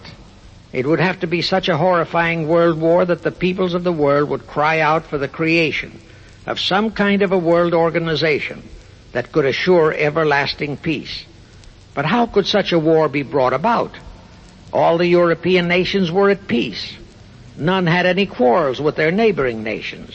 And certainly their tools in Moscow wouldn't dare to start a war. Even Stalin realized that it would mean the overthrow of his regime unless so-called patriotism would weld the Russian people behind him. But the conspirators had to have a war. They had to find or create some kind of an incident to launch it. And they found it in a little inconspicuous and repulsive little man who called himself Adolf Hitler. Hitler, an impecunious Austrian house painter, had been a corporal in the German army. He made the defeat of Germany into a personal grievance. He began to rabble-rouse about it in the Munich, Germany area. He began to spout about restoring the greatness of the German Empire and the might of the German soldiery. He advocated the restoration of the old German military to be used to conquer the whole world. Strangely enough, Hitler, the little clown that he was, could deliver a rabble-rousing speech, and he did have a certain kind of magnetism. But the new authorities in Germany didn't want any more wars, and they promptly threw the obnoxious Austrian house painter into a prison cell. Aha! Here was the man, decided the conspirators, who, properly directed and financed, could be the key to another world war. So while he was in prison, they had Rudolf Hess and Goering write a book which they titled Mein Kampf and attributed the authorship to Hitler, exactly as Litvinov wrote Mission to Moscow and attributed the authorship to Joseph Davies, then our ambassador to Russia and a stooge of the CFR. In Mein Kampf, Hitler, the pseudo-author, outlined his grievances and how he would restore the German people to their former greatness. The conspirators then arranged for a wide circulation of the book among the German people in order to arouse a fanatical following for him. On his release from prison, also arranged by the conspirators, they began to groom him and finance him to travel to other parts of Germany to deliver his rabble-rousing speeches. Soon he gathered a growing following among other veterans of the war, and that soon spread to the masses, who began to see in him a savior for their beloved Germany. Then came his leadership of what he called his Brown Shirt Army and the March on Berlin. That required a great deal of financing, but the Rothschilds, the Warburgs, and others of the conspirators provided all the money he needed. Gradually, Hitler became the idol of the German people, and then they overthrew the von Hindenburg government, and Hitler became the new Führer. But that still was no reason for a war. The rest of the world watched Hitler's rise, but saw no reason to interfere in what was distinctly a domestic condition within Germany. Certainly none of the other nations felt it was a reason for another war against Germany, and the German people were not yet incited into enough of a frenzy to commit any acts against any neighboring nation, not even against France, that would lead to a war. The conspirators realized they would have to create such a frenzy that would cause the German people to throw caution to the winds and at the same time horrify the whole world. And incidentally, Mein Kampf was actually a follow-up of Karl Marx's book, A World Without Jews. The conspirators suddenly remembered how the Schiff-Rothschild gang had engineered the pogroms in Russia, which slaughtered many, many thousands of Jews and created a worldwide hatred for Russia. And they decided to use that same unconscionable trick to inflame the new Hitler-led German people into a murderous hatred of the Jews. Now it is true that the German people never had any particular affection for the Jews, but neither did they have an ingrained hatred for them. Such a hatred would have to be manufactured, so Hitler was used to create it. This idea more than appealed to Hitler. He saw in it the grisly gimmick to make him the God-man of the German people. Thus, craftily inspired and coached by his financial advisors, the Warburgs, Rothschilds, and all the Illuminati masterminds, he blamed the Jews for the hated Versailles Treaty and for the financial ruination that followed the war. The rest is history. We know all about the Hitler concentration camps and the incineration of hundreds of thousands of Jews. Not the 6 million, nor even the 600,000 claimed by the conspirators, but it was enough. And here let me reiterate how little the internationalist bankers, the Rothschilds, Schiffs, Lehmans, Warburgs, Baruchs, care about their racial brethren who were the victims of their nefarious schemes. In their eyes, the slaughter of the several 100,000 innocent Jews by Hitler didn't bother them at all. They considered it a necessary sacrifice to further their Illuminati one-world plot, just as the slaughter of the many millions in the wars that followed was a similar necessary sacrifice. And here is another grisly detail about those concentration camps. Many of the Hitler soldier executioners in those camps had previously been sent to Russia to acquire their arts of torture and brutalization so as to emphasize the horrors of the atrocities. All this created a new worldwide hatred for the German people, but it still did not provide a cause for war. Thereupon Hitler was incited to demand the Sudetenland. You remember how Chamberlain and the then diplomats of Czechoslovakia and France surrendered to that demand. That led to further Hitlerian demands for territories in Poland and in the French Tsar territories. Those demands were rejected. Then came his pact with Stalin. Hitler had been screaming hatred against communism. Oh, how he ranted against communism. But actually, Nazism was nothing but socialism, and communism is, in fact, socialism. But Hitler disregarded all that. He entered into a pact with Stalin to attack and divide Poland between them. While Stalin marched into one part of Poland, for which he was never blamed, the Illuminati mastermind saw to that. Hitler launched a blitzkrieg on Poland from his side. The conspirators finally had their new world war. And what a horrible war it was. And in 1945, the conspirators finally achieved the United Nations, their new housing for their one world government. And truly amazing, all of the American people hailed this foul outfit as a holy of holies, even after all the true facts about how the UN was created were revealed. The American people continued to worship that evil outfit. Even after Alger Hiss was unmasked as a Soviet spy and traitor, the American people continued to believe in the UN. Even after I had publicly revealed the secret agreement between Hiss and Molotov that a Russian would always be the head of the military secretariat, and by that token, the real master of the UN, most of the American people continued to believe that the UN could do no wrong. Even after Trygve Lie, the first Secretary General of the UN, confirmed that Hiss-Molotov secret agreement in his book For the Cause of Peace, the vast majority of our people refused to lose faith in the UN.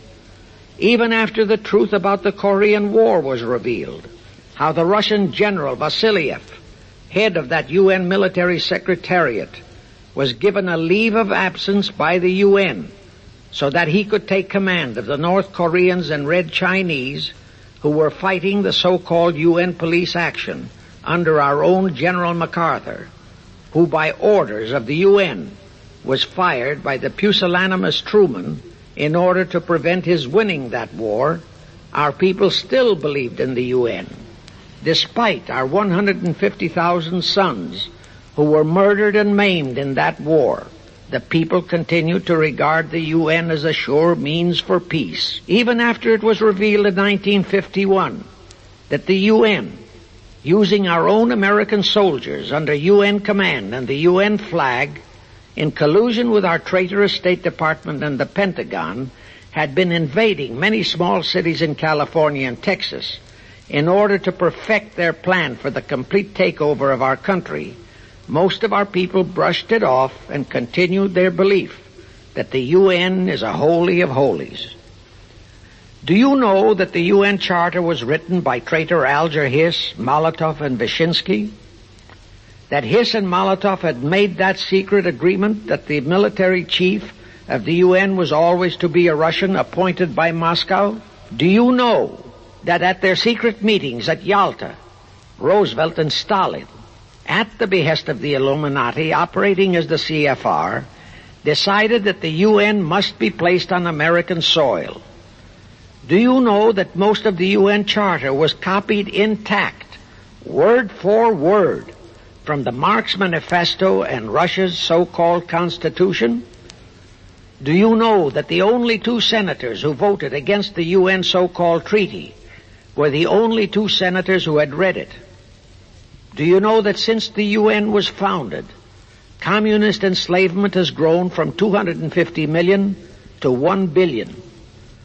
Do you know that since the UN was founded to ensure peace, there have been at least 20 major wars incited by the UN, just as they are now inciting a war against Little Rhodesia? Do you know that under the UN setup, the American taxpayers have been forced to make up the UN Treasury deficit of many millions of dollars because of Russia's refusal to pay her share? Do you know that the UN has never passed a resolution condemning Russia or her so-called satellites, but always condemns our allies? Do you know that J. Edgar Hoover said, "The overwhelming majority of the communist delegations to the UN are espionage agents"? And now, 66 senators voted for a consular treaty to open our entire country to Russian spies and saboteurs.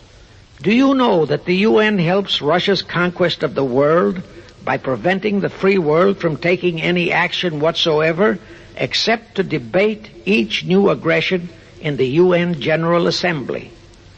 Do you know that at the time of the Korean War, there were 60 nations in the UN, yet 95% of the UN forces were our American sons, and practically 100% of the cost was paid by the United States taxpayers?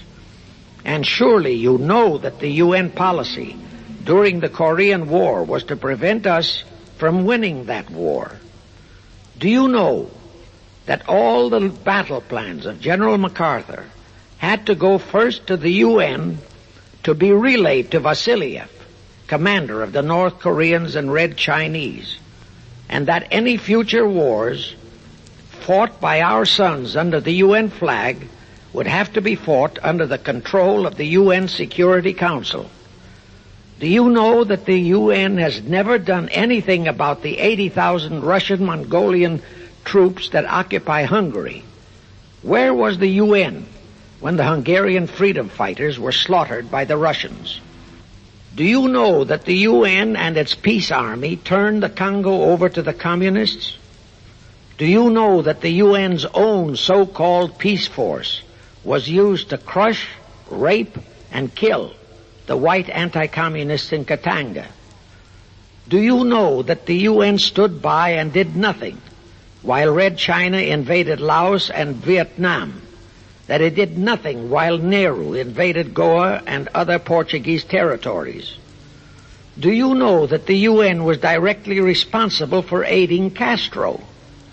That it does absolutely nothing about the many thousands of Cuban youngsters who are shipped to Russia for communist indoctrination? Do you know that Adlai Stevenson, of all people, said the free world must expect to lose more and more decisions in the UN? Do you know that the UN openly proclaims that its chief objective is one world government, which means one world laws, one world court, one world army, one world navy, one world air force, one world schools, and a one world church in which Christianity would be prohibited? Do you know that a UN law has been passed to disarm all American citizens and to transfer all our armed forces to the UN? Such a law was secretly signed by Saint Jack Kennedy in 1961. Do you realize how that fits in with Article 47, Paragraph 3 of the UN Charter, which states, I quote, "The Military Staff Committee of the UN shall be responsible through the Security Council for the strategic direction of all armed forces placed at the disposal of the Security Council," unquote. And when and if all our armed forces are transferred to the UN, your sons would be forced to serve and die under UN command all over the world. This will happen unless you fight to get the U.S. out of the UN. Do you know that Congressman James B. Utt has submitted a bill to get the U.S. out of the UN and a resolution to prevent our president from forcing us to support the UN embargoes on Rhodesia? Well, he has. And many people all over the country are writing to their representatives to support the Utt bill and resolution. And did you know that to offset the Utt bill and resolution, 50 congressmen, spearheaded by Schweiker and Moorhead of Pennsylvania, have introduced a bill to immediately transfer all our armed forces to the UN? Can you imagine such brazen treason? Is your congressman one of those 50 traitors? Find out and take immediate action against him and help Congressman Utt. Now, do you know that the National Council of Churches passed a resolution in San Francisco which states that the United States will soon have to subordinate its will to that of the UN, and that all American citizens must be prepared to accept it? Is your church a member of the National Council of Churches? In connection with that, bear in mind that God is never mentioned in the UN Charter, and their meetings are never opened with prayer. The creators of the UN stipulated in advance that there should be no mention of God or Jesus Christ in the UN Charter or in its UN headquarters. Does your pastor subscribe to that? Find out. Furthermore, do you know that the great majority of the so-called nations in the UN are anti-Christianity? That the UN is a completely godless organization by orders of its creators, the CFR Illuminati. Now, Have you heard enough of the truth about the Illuminati's United Nations? Do you want to leave your sons and our precious country to the unholy mercy of the Illuminati's United Nations? If you don't, write, telegraph, or phone your representatives and senators that they must support Congressman Utt's bill to get the U.S. out of the UN and the UN out of the U.S. Do it today, now, before you forget. It is the only salvation for your sons and for our country. Now I have one more vital message to deliver. As I told you, one of the 4 specific assignments Rothschild gave Jacob Schiff was to create a movement to destroy religion in the United States, with Christianity to be the chief target. For a very obvious reason, the Anti-Defamation League wouldn't dare to attempt it, because such an attempt could create the most terrible bloodbath in the history of the world, not only for the ADL and the conspirators, but for the millions of innocent Jews. Schiff turned that job over to Rockefeller for another specific reason. The destruction of Christianity could be accomplished only by those who are entrusted to preserve it, by the pastors, the men of the cloth.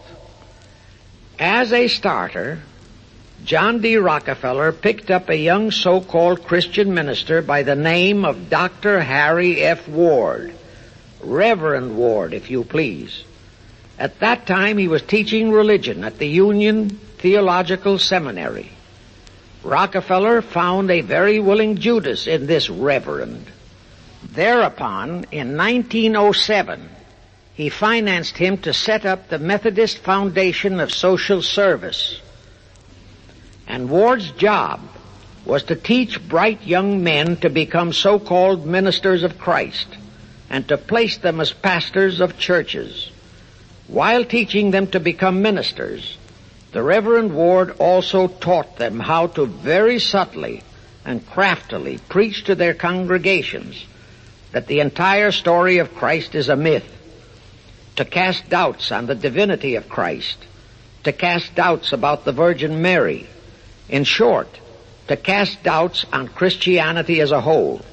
It was not to be a direct attack, but much of it by crafty insinuation that was to be applied in particular to the youth in the Sunday schools. Remember Lenin's statement, "Give me just one generation of youth and I'll transform the whole world." Then, in 1908, the Methodist Foundation of Social Service, which incidentally was America's first Communist Front organization, changed its name to the Federal Council of Churches. By 1950, the Federal Council of Churches was becoming very suspect. So in 1950, they changed the name to the National Council of Churches. Do I have to tell you more about how this National Council of Churches is deliberately destroying faith in Christianity? I don't think so. But this I will tell you. If you are a member of any congregation whose pastor and church are members of this Judas organization, your contributions are helping the Illuminati's plot to destroy religion and your faith in God and Jesus Christ. Thus you are deliberately delivering your children to be indoctrinated with disbelief in God and church, and which can easily transform them into atheists. Find out immediately if your church is a member of the National Council of Churches, and for the love of God and your children, if it is, withdraw from it at once. However, let me warn you, that same destroy religion process has been infiltrated into other denominations. If you have seen the Negro March on Selma and other such demonstrations, you have seen how the Negro mobs are led and encouraged by ministers and even Catholic priests and nuns who march along with them.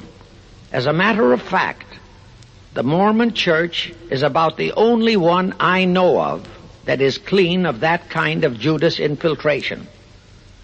But of course, There are many individual churches and pastors who are honest and sincere. Find one such for yourself and for your children. Incidentally, this same Reverend Harry F. Ward was also one of the founders of the American Civil Liberties Union, a notorious pro-communist organization. He was the actual head of it from 1920 to 1940. He also was a co-founder of the American League Against War and Fascism, which, under Browder, became the Communist Party of the United States. In short, Ward's entire background reeked of communism, and he was identified as a member of the Communist Party. He died a vicious traitor to both his church and country. And this was the man old John D. Rockefeller picked and financed to destroy America's Christian religion, in accordance with the orders given to Schiff by the Rothschilds. In conclusion, I have this to say. You probably are familiar with the story of how one Dr. Frankenstein created a monster to do his will of destroying his chosen victims, but how instead, in the end, that monster turned on his own creator, Frankenstein, and destroyed him. Well, the Illuminati, CFR, has created a monster called the United Nations, who, supported by their minority groups, rioting Negroes, the traitorous mass communications media, and the traitors in Washington, was created to destroy the American people. Well, we know all about that many-headed Hydra monster. We know the names of those who created that monster. We know all their names. And I predict that one fine day the American people will come fully awake and cause that very monster to destroy its creator. True, the majority of our people are still being brainwashed, deceived, and deluded by our traitorous press, TV, and radio, and by our traitors in Washington. But surely, by now, enough is known about the UN to stamp that outfit as a deadly, poisonous rattlesnake in our midst. My only wonder is what it will take to awaken and arouse our people to the full truth. Perhaps this record will do it. 100,000 or 1,000,000 copies of this record can do it. I pray to God it will. And I pray to Him to inspire you, all of you, to spread this story via this record to all loyal Americans in your community. You can do it by playing it to study groups assembled in your homes, at meetings of the American Legion, the VFW, the DAR, all other civic groups and women's clubs, especially the women's clubs who have their sons' lives at stake. With this record, I have provided you with the weapon that will destroy the monster. For the love of God, of our country, and of your children, use it. Get a copy of it into every American home.